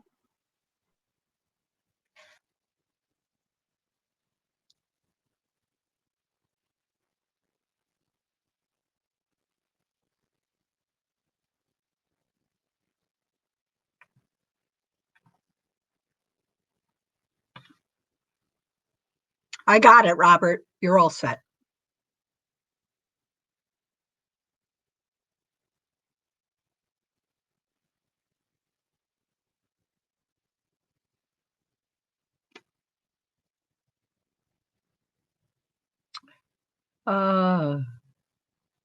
Richard George says he didn't get question 1. We did that after slide 49. Did you miss that?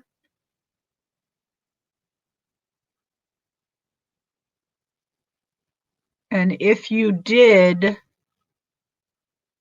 send me your email address and I'll send it to you.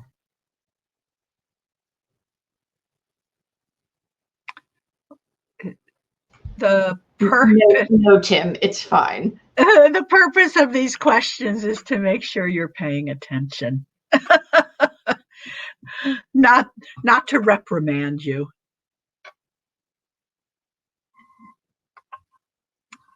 How are we? Oh, all right. So let me get that. RM.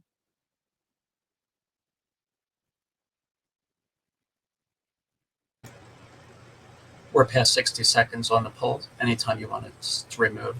Yep, I'm assuming everybody. So let me just ask, Richard George, did you answer question 2? tell me yes. And I will send you question 1 and you can reply to me. And John B., you're funny. Okay. I think we're going to close the poll. And there were a couple questions in the comments as we're transitioning to Andy and Kathy Stetzer, who are going to talk about some recent board enforcement and board decisions. We had a question about continuing work as an LSRP if you're not being paid. Can you withhold documents, et cetera? And I think we have an LSRP response from Kathy and perhaps a legal response from John Scagnelli, if you want to cover that. Well, I can go first, Sue.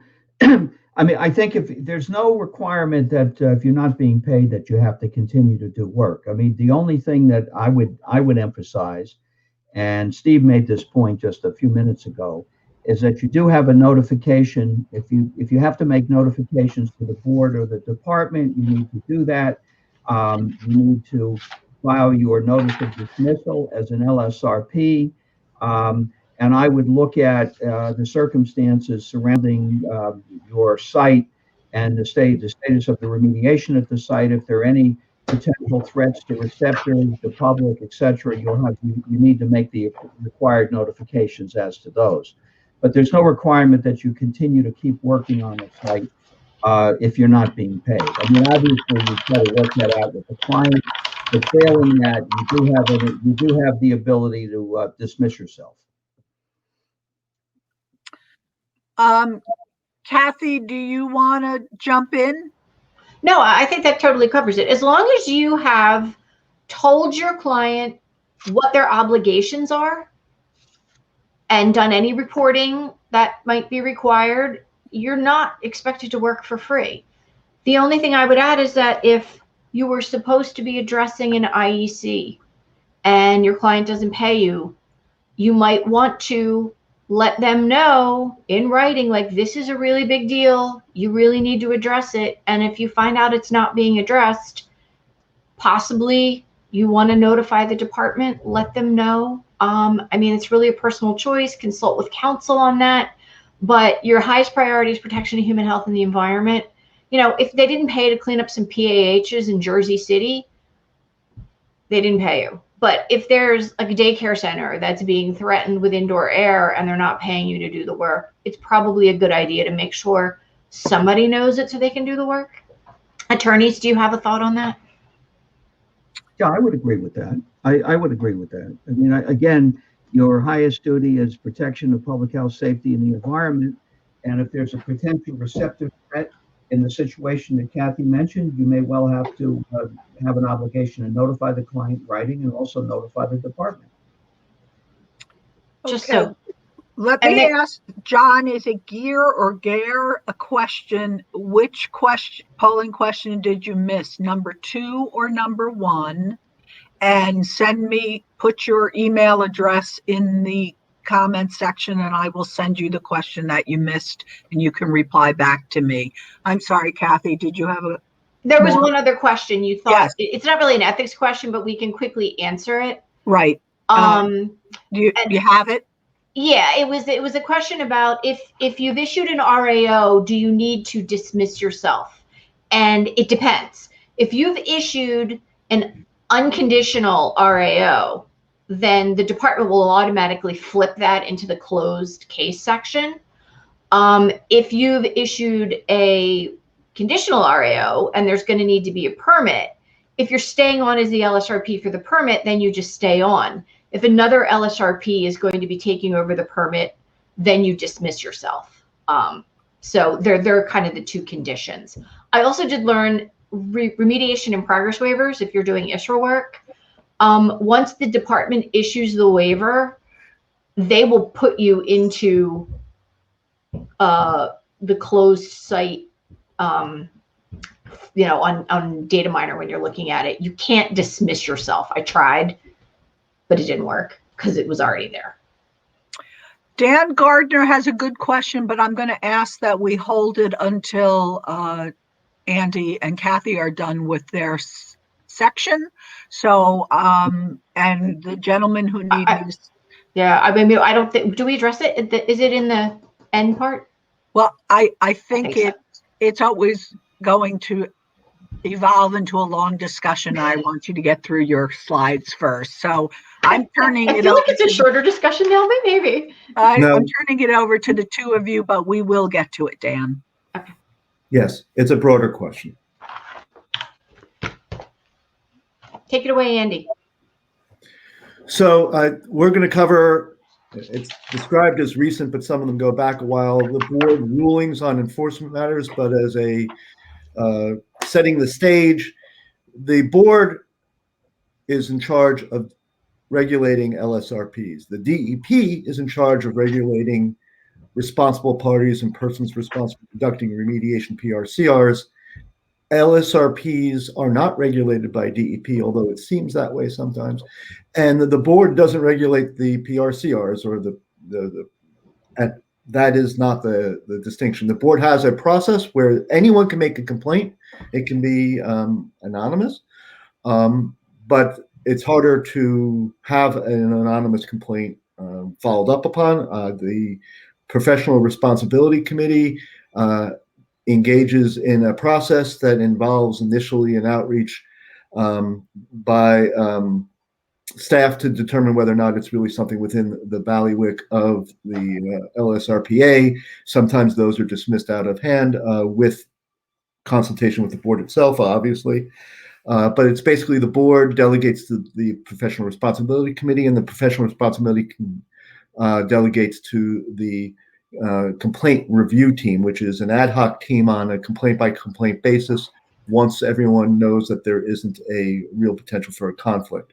The identities are really only known, Kathy, correct me if I'm wrong, to the complaint review team to the extent they're disclosed in the complaint and the LSRP involved. Everything else is kept in confidential until there's a determination that there was a violation. Until that point, there is no public release, and even within the LSRPA, I mean the LSRP board, not the LSRPA, the name of the LSRP in question is kept confidential. Yep. True. We can go on to the next slide. So the board has authority to, with respect to the code of conduct and discipline. Sometimes someone could say there's a blurred line a little bit as to performance of an LSRP in their job as far as whether or not they did good work, whatever that word good means. But really, it's only to discipline based on the code of conduct and violation of the code of conduct. And yes, in an extreme situation, really, really poor work can be a code of conduct problem, but a lot of those have been sorted out as time has gone on, and we'll comment a little bit that on further. The board has authority to impose discipline, suspend, revoke licenses, people who violate the provisions of the Site Remediation Reform Act. They can take emergent action if someone is acting in a way that is clearly jeopardizing human health and the environment. I know there was one instance where someone was pretending to be an LSRP, and the board, through the Attorney General's office, took immediate action on that. Next slide. I covered most of that. There is guidance to determine conduct and severity of violation. So the board established a matrix for those of you who have been involved in any DEP penalty enforcement action. There is that matrix. It was originally adopted from a matrix that was used by EPA. Basically, it's a grid based on the severity of the violation and the nature of the conduct. My skeptical view of it is almost everything falls into the most severe categories almost all the time, although not always. And there's a flow chart. I described the case review team. I'm not going to spend a lot of time going through that, but recognize that it can be, one of my favorite words talking about DEP, iterative. It can be a process by which the complaint review team makes a recommendation to the Professional Responsibility Committee, and the PRC comes back and says, no, we want more information. And That same process can happen when things are elevated up to the entire board for determination, and then it's pushed back down to the PRC, and then often back down to the CRT. So it can go up and down that chain as the various board members get a better understanding of the complaint and information that they need to help them assess whether or not there was a violation. Next slide. Well, that one quickly. The results are dismissal, finding of no violation or violation with or without an offer of settlement. Offer of settlement is a new, last couple of years, practice where the board says, we're going to fine you. We found you in violation. We're going to fine you. We're going to charge you, assess $500. But if you settle it right now, we'll take a discount. Usually that's 20%, so it brings it down to $400. Next slide. So the board can review a violation of SARA. I don't think that necessarily really gets into disciplinary action. Refusal to provide documents, you have to cooperate with the board or access, and theoretically that applies to other entities, although as some of us have noted, the board does not have subpoena power. So at this point, with the exception of the LSRP, who is obligated under the Code of Conduct to cooperate with the board, other parties may or may not be as obligated. The rest are relatively straightforward, providing false statements, tampering with data, monitoring equipment. That, in theory, could be a board action, but I don't see that happening by the board. And retaliation against or by an LSRP. Again, I've not seen the board getting involved in it with a third party in any of those instances at this point. Next slide. So there are instances where the department will dismiss without warning. And Kathy, do you want to go over this case quickly, or do you want me to keep? No, go ahead. I'll just you do your thing, Andy. Okay. I'll let you know if I think I want to say something. So this was really a couple of reasons to put this case as an example. When we say complaint 001/2001, I think most of you should know it, but you can go right on the board website. There's a list of disciplinary actions and resolutions, and there's summaries of those. The summaries aren't necessarily perfect as far as detail is concerned, but they're intended to provide a general understanding of what was involved and the board's action. So there was a charge of excessive fees and a failure to exercise reasonable care. They were a little bit more involved in some of the background involved, but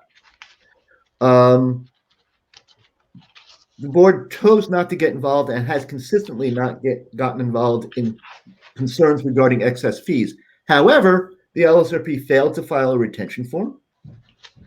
And there were some other requirements dealing with the homeowner's UST that weren't necessarily up to date. So the dismissal was issued. It was an early case, case 1 in 2011, very early case. It's not the first case. So there was a warning at that point and a need to correct the misstatements. Next slide.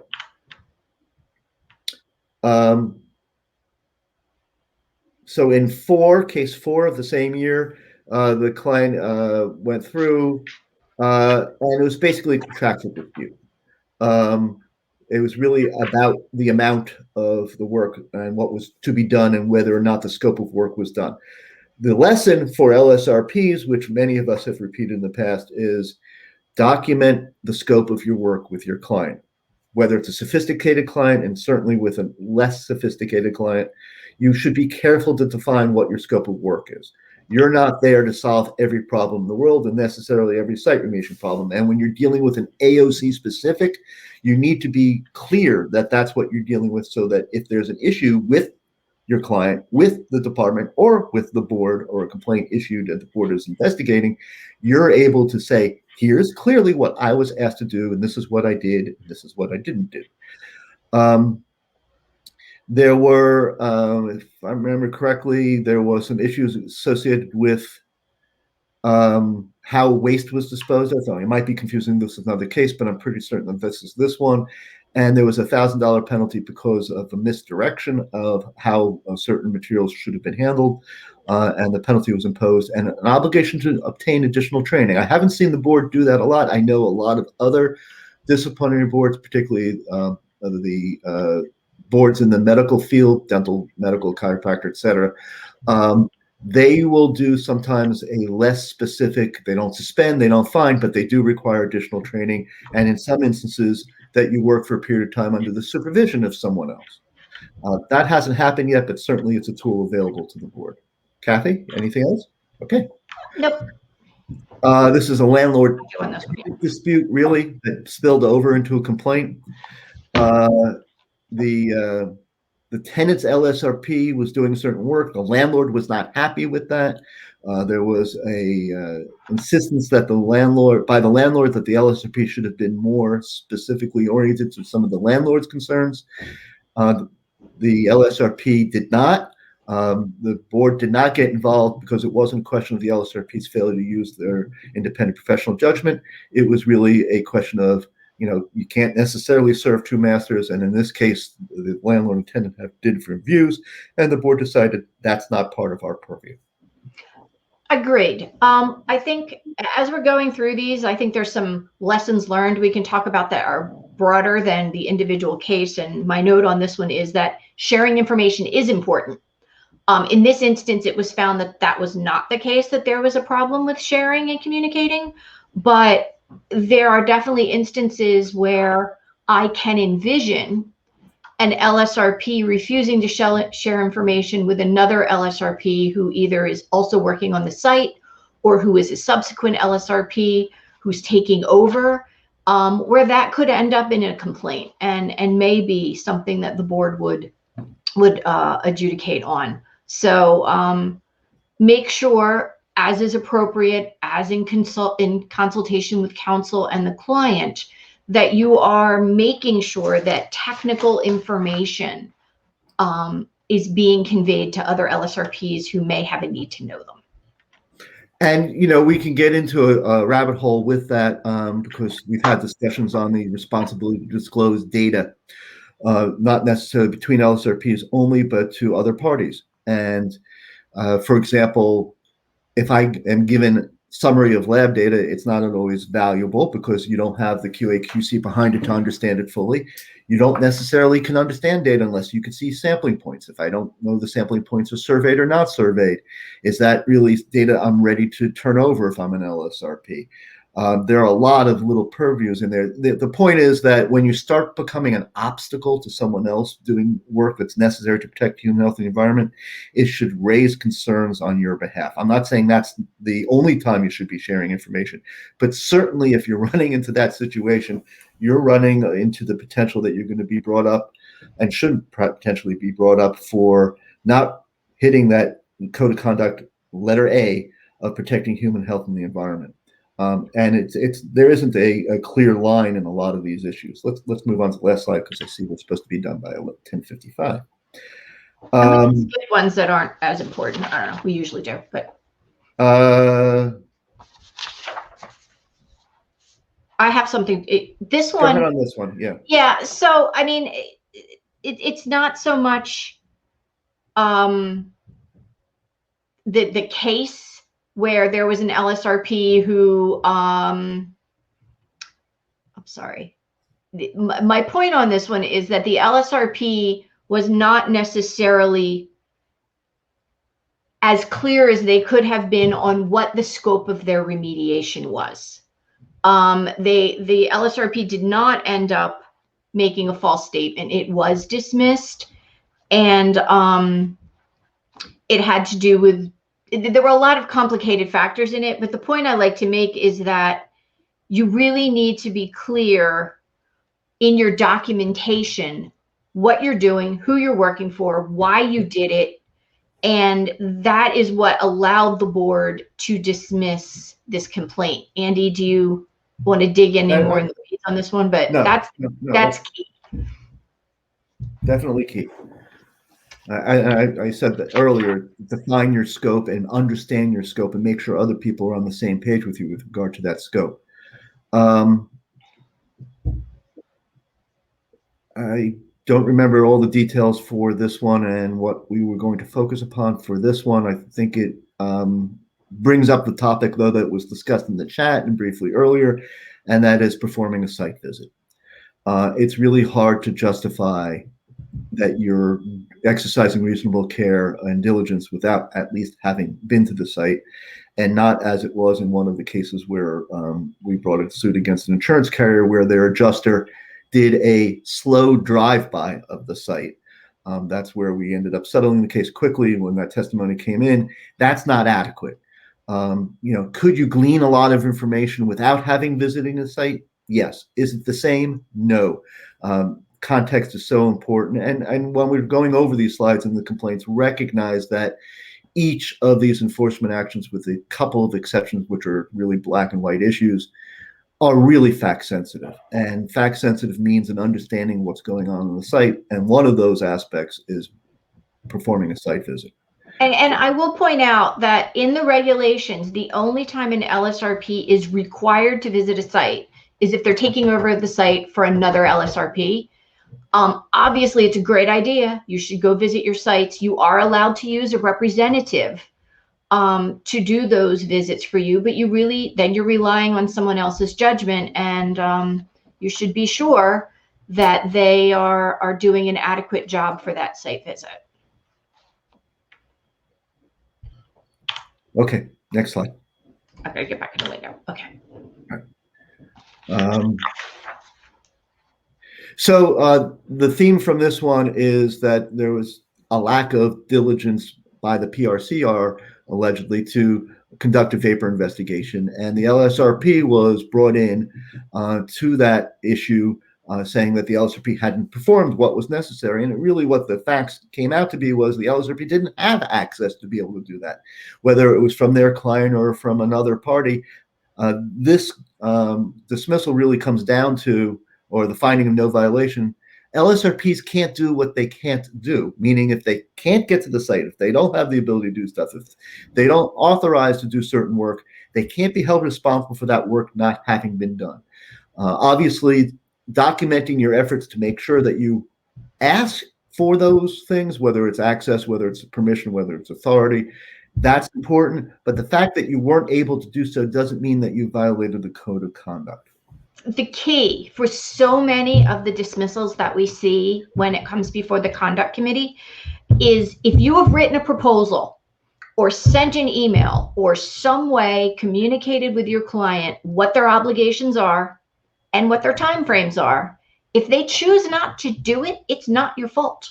You have to have informed them. And usually a proposal is the best way to do it. When I write a proposal, I have a section at the bottom that just tells them their timeframes. Then there's no doubt that I told them what their timeframes were. And if they don't authorize you to do work, you're fine. Just document everything. Right. Next slide. Oh, I love this one. Do you want me to do this one? It is in some ways it's similar on the broader concept. And I'll start with this part, which we kind of skipped over earlier, and that early on, and even today, but especially early on, the majority of the complaints were brought by the department. And a high percentage of those weren't all that well written in the beginning.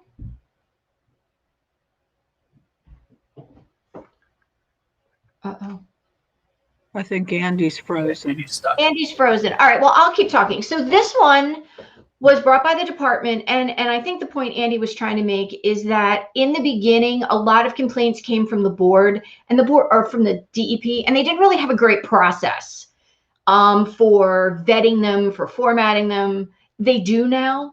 The complaints from the department are much more streamlined through a process now. We often dismiss them, but they come in better. This one, I think under the current process would never have made it, but there was an LSRP working on a whole site RAO. The department went out and did an inspection for something completely different. The facility was shutting down. It was like a waste audit. And the place was a mess. I mean, there were housekeeping issues all over the place, but that happened subsequent to the LSRP doing their, I think it was an ISRA case, their ISRA site inspection. And then, he went off to do his work, and then they made a huge mess of the site. That was not the LSRP's responsibility. He had it documented. He had photos. it was dismissed. I'm hoping Andy will log out and log back on, but I'll keep going. All right, this one I actually really wanted to focus on because it's super relevant for our upcoming time frames for submitting remedial action permit applications. I'm on the remedial action permit committee with some other members of the LSRPA. The LSRP submitted a document that determined that they didn't need vertical groundwater delineation. They had all the science. It was actually fine. They didn't write a variance. If you're going to vary from the tech regs, which vertical delineation is one of those things, you have to write a variance. So there was nothing wrong with his science. There was something wrong with how he presented it because he didn't write it as a variance. Keep that in mind when you're submitting your remedial action permits. We really need to remember and check what are in the regulations versus what we kind of just always do in terms of horizontal and vertical delineation. I think you'll hear this theme throughout this whole conference, that if you need a variance, write the variance and make sure you have the science behind it. Because if this person had written a variance, they would have never gotten turned into the board because their science was fine. I see Andy has rejoined us. Yeah, I covered this one, Andy. okay. I, for some reason, I'll move it on. lost internet for a second there. I don't know why. It's happened to me 3 times. Okay, so let's skip to the next slide and I'll pick up where we were. Yep. Oh, wait, I got it. No, I have the problem. Which one are we on? It's the whole bunch of ones. Oh, yeah, it's this one. There you go. So this is the failure to notify of deadlines, a hot button item for the last 2 years. Simply put, if you fail to provide your client with notification that they're about to miss a deadline and you don't provide that information to the department, and that's picked up in any sort of audit or review, you're going to get hit by a penalty assessment. The going rate had been, Kathy, you'll correct me if I'm wrong, $250. You know, I don't know what it is right now. It had been $250, which resulted in the $200 if you settled. And that's just, it's like failure to file a retention form. Those are the ones that you're going to get all the time.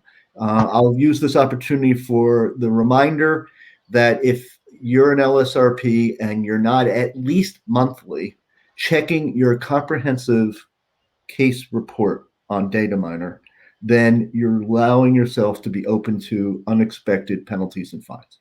And Good. There were just 2 decisions at the last board meeting at the beginning of the month for two LSRPs were found in violation of this, and one of them had missed 15 notifications. I believe that it went up higher than the $250 per instance because the severity was considered higher than if you just missed 1 or 2. That the person had missed 15 since December of 2018. So please check your time frames. Right. And checking your comprehensive report is just a no-brainer from my perspective as an LSRP. And I was on the phone with an LSRP last week who recognized that they thought they were dismissed, but they weren't dismissed. And Kathy's point about not being able to dismiss yourself if the department's already done so is well taken. I just wouldn't count on that happening all the time with the department. And sometimes that when you go in and check it, it's not right. Like there are times that I've data mined myself in my jobs and there are some things that are not correct. You want to make sure that you're letting the department know that. Rafael Rivera is a good person to go to. Sorry, Rafael, if you find out I just dimed you out. Get that fixed before you get audited, because once you're getting audited, then they're seeing things that are wrong and you're trying to fix things that are wrong and it's just a mess. Do yourself a favor and check it often and make sure things are getting corrected if they're not correct. Right. Next slide. Another hot button item is the issuance of RAOs when all the fees have not been fully paid. Again, the department's records on this aren't always accurate. The client's records aren't always accurate. In this instance, the department's records weren't accurate, but there was a belief that they were, which resulted in the complaint. But eventually it was determined that no, the department's records weren't So accurate. the answer to this is the day that you're submitting your RAO, go into Data screenshot the fees paid page and attach it with your stuff and send it in, which is what we always do. Just so like by the time they get around to checking it, maybe there's some other fee that hadn't been paid, but at the time you issued it, it looked fine. Right. And if that's your conclusion, again, as you're preparing to issue an RAO, you should be checking to make sure nothing has popped up, because you don't want to find out on the day that, say, a closing is going to occur and everyone's waiting on your RAO. That does happen still these days sometimes. That suddenly a fee popped up that no one knew about and should have known about a week ago. Or is inaccurate.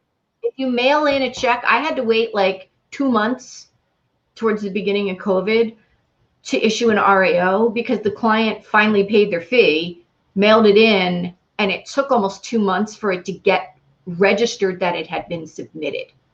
So keep that in mind too. Sometimes paying by a credit card might be better because it's faster. If you mail it, who knows how long it'll take. True. And with the exception of a remediation certification where you can't use electronic means of payment, I found out recently, normally there is a process for electronic means of payment. Yep. Next. This is a matter for which I am familiar. The rumor one. So, I mean, this, at the background, there was someone who was not happy having no longer been employed by someone involved in the process and decided to issue a complaint. But the premise was that the LSRP was in charge of a site for which there was a CEA, and there was a linear project within that CEA area, and allegedly water had been pumped in the process of digging a trench and discharged to a storm sewer. So the LSRP was faced with a situation the LSRP didn't have specific knowledge about, but went through the effort of asking the personnel who were involved in the site, contacting the consultants in the LSRP involved with the linear project, physically looking at the site, and doing what they could to determine whether or not there was information to report a discharge, and concluded that they couldn't. Could they have been subject to a enforcement action if they hadn't done all those steps? I would suggest no. However, in this instance, it was potential available, possible, and the LSRP went through the effort of doing what the LSRP had available to the LSRP to determine whether or not the alleged discharge had occurred. It also turned out that the storm sewer was not connected to an open water body, but went to a public treatment plant because it was combined sewer overflow. So it wouldn't have been a discharge even if it had been pumped in. It just might have been a violation of pre-treatment requirement for that POTW, publicly owned treatment work. But the point being, LSRPs can't do what they can't do. LSRPs don't have subpoena power. They don't turn into Columbo or Inspector Clouseau, whoever your favorite, Sherlock Holmes, whoever it is, to try to figure out the mystery of what may or may not have occurred. They have to do with the facts available. They have to do with the circumstances available and what's capable of being verified. And again, the regulations and the statute for a discharge is specific information. It isn't, gee, I think there might have been. There is a standard associated with reporting a discharge. Absolutely. We have a couple questions that I'd like to try to address quickly because we're getting towards the end. Does failure to meet deadlines apply to biennial certifications post RAO? That's not a mandatory time frame, so it would not. That is related to when you're missing a mandatory time frame. Can an LSRP issue an RAO if fees aren't paid? For other cases unrelated to the work. I have this happen on one of my sites where there's a couple LSRPs working, and sometimes the other person doesn't always pay their fees on time. I screenshot everything. I point out which one is my case, and then I usually pick up the phone and we'll just give a call once it's been submitted so they can acknowledge it. I still invariably get a call that says you can't do this, and then I'm like, no, it's not mine. There's also a question, like if you're doing one AOC and there's another AOC and it's the same client, If the other AOC hasn't been paid, will they let you issue it? I think they should, but I don't really know. Attorneys, I do you think, know? Kathy, your point is that you're documenting your understanding as to why you're able to issue the REO, even though there might be other outstanding fees out there, because you're saying, this is my understanding of what these other fees are for. Same thing with the comment that it takes a period of time for some payments to be recorded.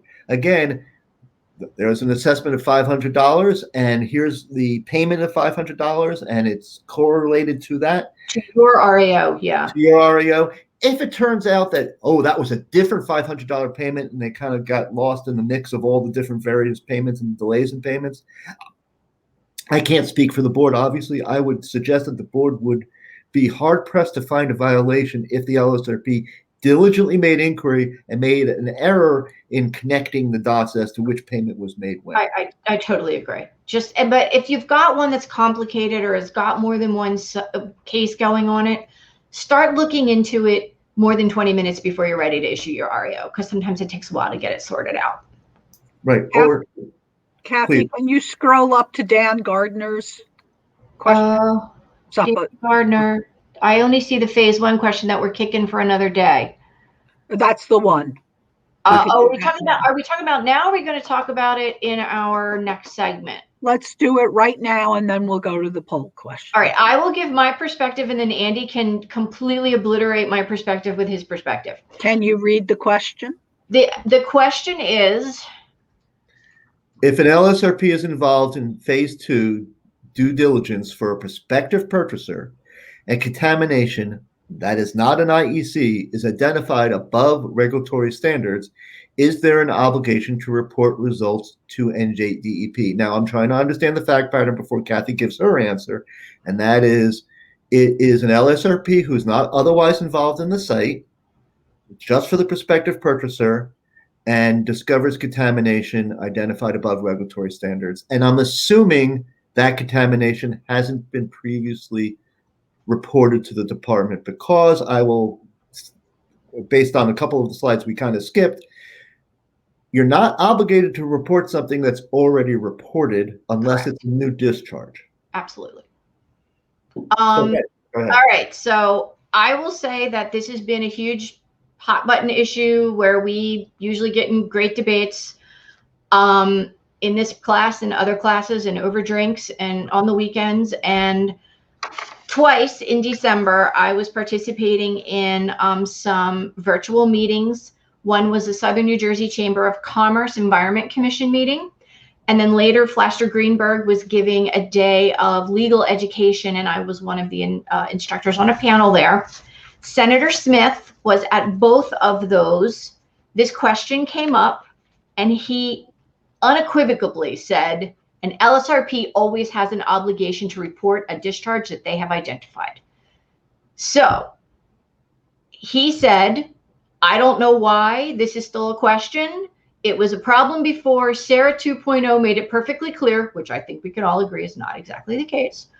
But in his opinion, the statutory intent was that if an LSRP is doing phase 1 investigations for an innocent purchaser and they identify a discharge, they have an obligation to report. Right. So in the discussions for SARA 2.0 / SARA 1.1, and that's my editorial comment, there was language that was proposed by the department, which was far clearer than what was eventually adopted, stating with much greater lack of confusion that that would be the case, that if someone's doing due diligence and that person's an LSRP and they discovered contamination not previously discovered, they were required to report it. That language, however, was not adopted, and the argument being that there is still an exception for remediation for due diligence, and the definition of due diligence is somewhat less than perfectly clear, but I would suggest certainly would include a phase 2 for due diligence purposes. In that sense, I think there's still the strong argument that, notwithstanding Senator Smith being the sponsor of the legislation and very involved in the activities and a very, very competent land use attorney, I don't think his word alone is controlling here, but it certainly gives pause for everyone who's an LSRP to be concerned as to whether or not the department and or the board would take action saying that you should have disclosed it. My sense is that is with Senator Smith saying that, and with reading the things, that I think the board would be hard pressed to find otherwise. But that's my personal opinion, and I don't know. It's never come before us. So Okay. it's possible that it will appear in the board's revised rules. I So- don't. I don't know. I'm on the rules committee, and that is unknown at this time if it's going to be. Okay, which is why I said possible. So Yeah. that means all the LSRPs attending this course should look at those when they come out, and we can definitely tell you that the LSRPA will be doing that. Did everybody lose the live stream or just one person? Sue, can you entertain another comment? Well, yeah, let me just finish. The LSRPA will certainly be looking at that on your behalf, and we'll let you know how we're doing. Let me just, okay. Yes, John, go ahead. Yeah, I just want to underscore that I have a bit of a different view on this. I mean, the Spill Act, SARA, and the Brownfield Act make clear, and these are statutes, that the conduct of a preliminary assessment or site investigation while conducting all appropriate inquiry is not remediation. So, given that, an LSR, and there's a specific carve out for undertaking due diligence. So if an LSRP undertakes due diligence and discovers it and discharge, there's not an obligation under those statutes for the LSRP to call in the discharge unless the LSRP somehow becomes of record for the site or for an AOC on the site. So I think it's very clear under the statute that there's no obligation to report a discharge if an LSRP is involved in due diligence, assuming we don't have an AOC, we don't have an IEC situation. And those I will say I 100% disagree with you, and I think we need to be very careful saying that in the class where LSRPs, like, we're not giving you advice. Right. Well, I have to say that I'll conclude with this. You need, from a legal standpoint, there are quite a number of people agree with my interpretation. The association has actually made this point to the licensing board, and so I suggest there's certainly a real issue here about whether there's an obligation to report discharges conducted during due diligence. And I from a legal perspective, agree with John's perspective on that. I think what Kathy's pointing out, and I tried to point out as well, is that LSRPs need to be careful about this issue because it's certainly fair to say that the department has a different perspective than you and I or many of us have, John. I'll only add that this is a very hot button item when SARA 2.0 came out. I sat in more than one meetings in the governor's office on this issue. And one of the reasons why the department's original language was not put in was because of a number of people, including the LSRPA and a number of other groups, including the Chamber of Commerce and others, were really concerned about the impact this would have on due diligence and people moving forward with brownfields in the state of New Jersey.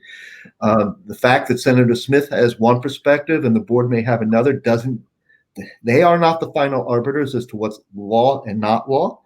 And you should be really careful in doing so. That said, if there was information that the LSRP had and the contract allowed for it, and the LSRP working in due diligence provided that to the property owner, I would suggest that's a course of action where the board should be very, very hesitant to bring in the due diligence LSRP if the information was supplied to the responsible parties.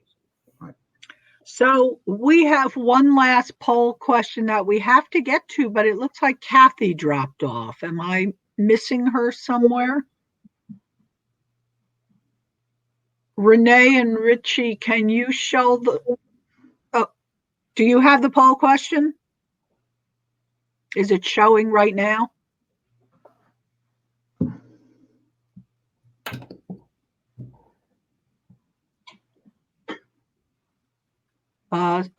Folks in the audience, you see the poll. Okay, great. If you would go ahead and answer your last poll question for Robert Walsh. Again, send me your answer in the comment section and I'll keep track of that.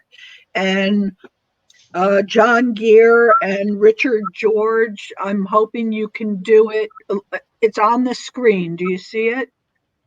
Participant question number 3.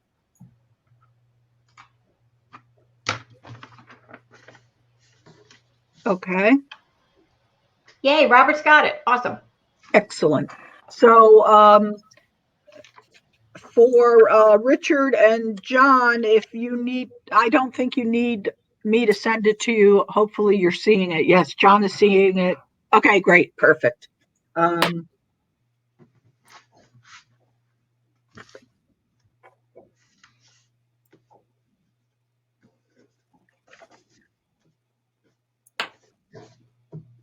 So we still have a little more time together. And I'm going to let you finish up with the poll question.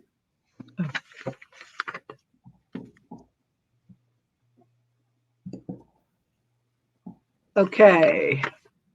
Robert, I have your answer. Thank you.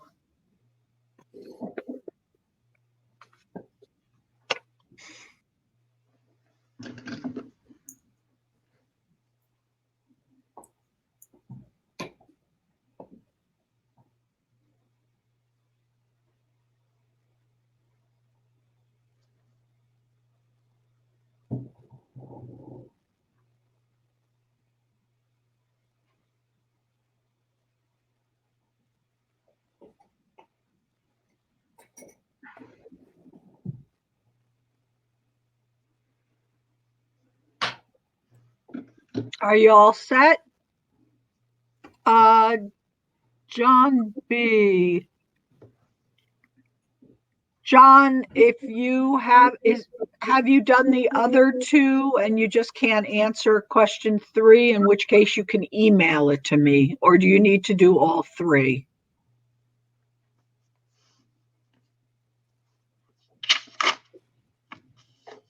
Or you can put your answer right here in the comment section and I'll take note of it.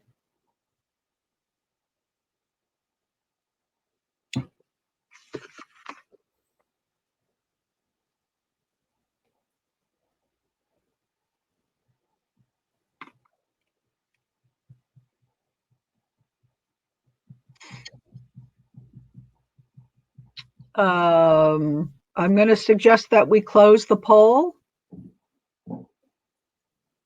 Thank you. John, if you're still having trouble, send me an email and I'll send you the question and you can answer it that way. So there's a really interesting question in the comment section that may or may not be an ethics question, but I really like it for the instructors. And the question is the DEP required to deal with LSRPs in good faith? No. I'll jump in quick and say, without trying to pull a Bill Clinton, it depends on what you mean by good faith. Boo. Yes, is the answer. You know, Yeah, of course. we're all entitled to good faith from our government. Yeah, I was going to say the same thing. Yeah. I mean, but the legal standard is that the department can't act arbitrarily, it can't act unreasonably, and it can't act capriciously. And I would suggest not moving in good faith in many instances would be found to be unreasonable.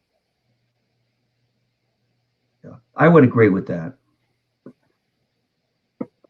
You know, can a public servant be less than a wonderful person with whom to speak? Yes. Can they be closed-minded? Yes. And there are points where, you know, you've made your point and you have to move on or figure out another way to move past. You know, we've all dealt with enough people that we know that not everyone can see it in the perfect picture that we think we're seeing it in. So, you know, good faith is a difficult thing. But yes, more importantly, they should be treating you with respect.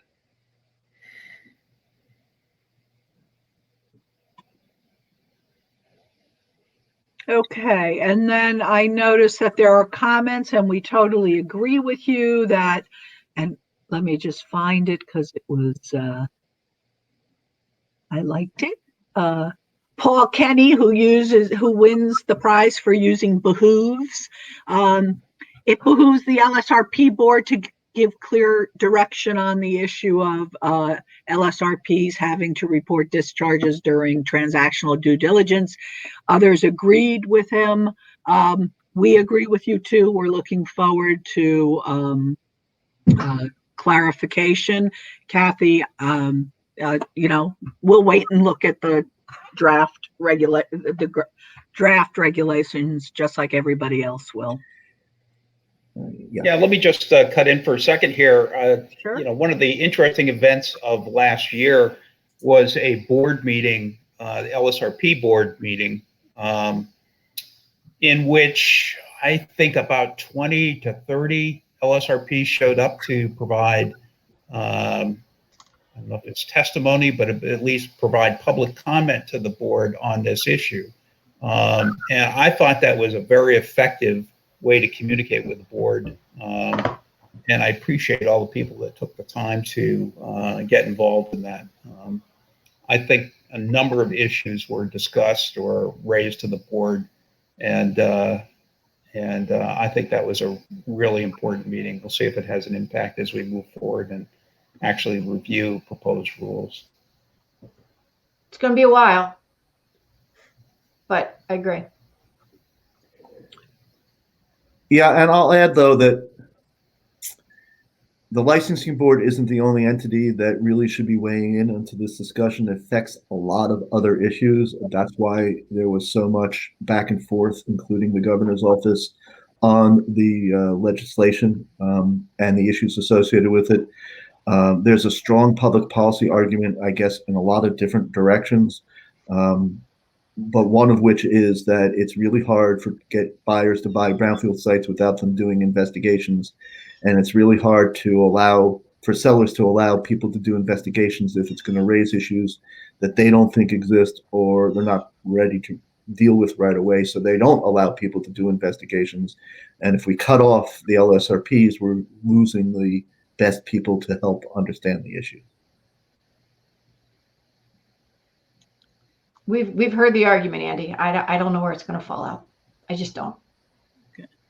So let me ask the attendees if you have any other questions before we wrap up.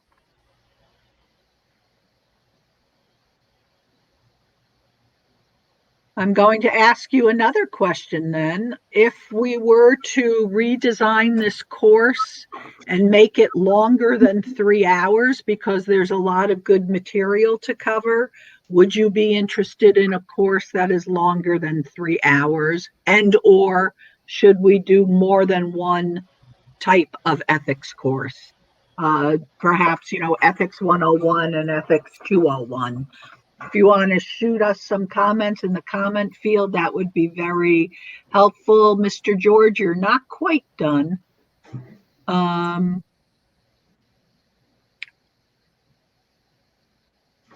I always feel when we're in person, we can do a lot more back and forth, and having that extra time would be helpful to really dig into some scenarios that we don't have time to do right now.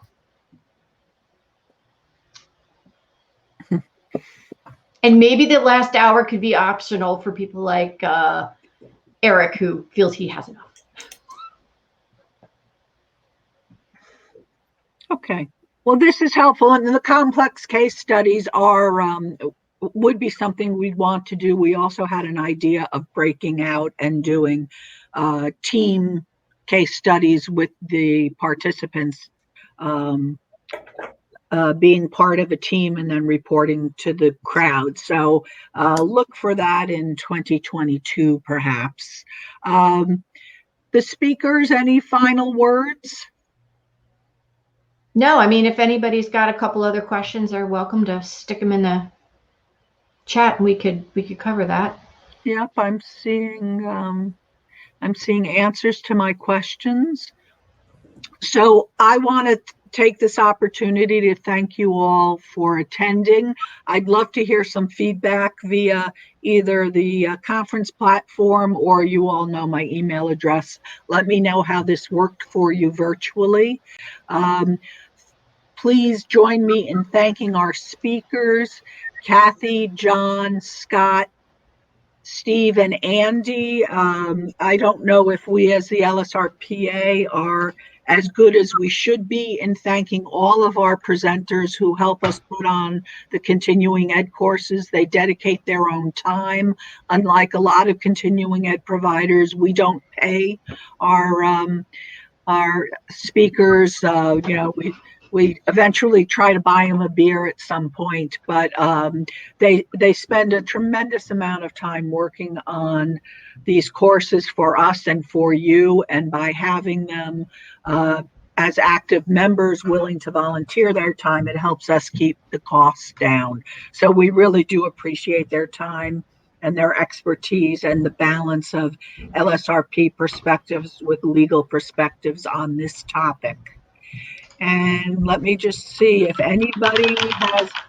Sue, I'd like to thank our producer and co-producer. Our producer and co-producer was very helpful, especially when I had trouble getting on or when I lost internet. That was very helpful, especially since this is a new format for all of us. Yes, thank you. They've very been helpful. Renee and Richie, who we met today for the first time, have been terrific. And of course, the staff behind the scenes, Tina and Ann and Marianne and Taisha, have been great at preparing us for this. And I've seen Taisha jump in with some comments today. So yeah, it takes a village to do this sort of thing. And there's a lot of people behind the scenes who you all don't see. And big round of applause since my mic is on. And thanks to all of you for your patience with some of our glitches. We made it. And we hope you use all of the features on the conference today to get in touch with one another, to get in touch with us, play the game for prizes. We hope you stay for the networking after the annual meeting. There's going to be some fun networking and questions and games there. And if you are an LSRPA member, remember that we have the voting portion, the annual members meeting voting portion today from 4 to 4:45. And then we have the general annual meeting right after that from 4:45 to 5:45. When is the acting commissioner speaking, sir? He is speaking today at lunchtime between 12 and 1:15. Actually, I think between 12 and 1. I think we were told he needed to leave at 1. And how do we connect to that? It's important things we need to know, Sue. Well, Taisha will answer that for you. Maybe if she answers it to me, I think there's probably a link. I will send it out to all of you. Unless I don't think Taisha can jump on now. No, Taisha can jump on. There you go. If you go into your profile in the app, if you go into sign into your profile, you can go to attend attend all the events at the conference, the reception and everything. The keynote is available. You'll be able to go to your agenda and just click on the join the live stream at 12 o'clock to see the acting commissioner's keynote. Yep, you just go to the schedule. Yes. All right.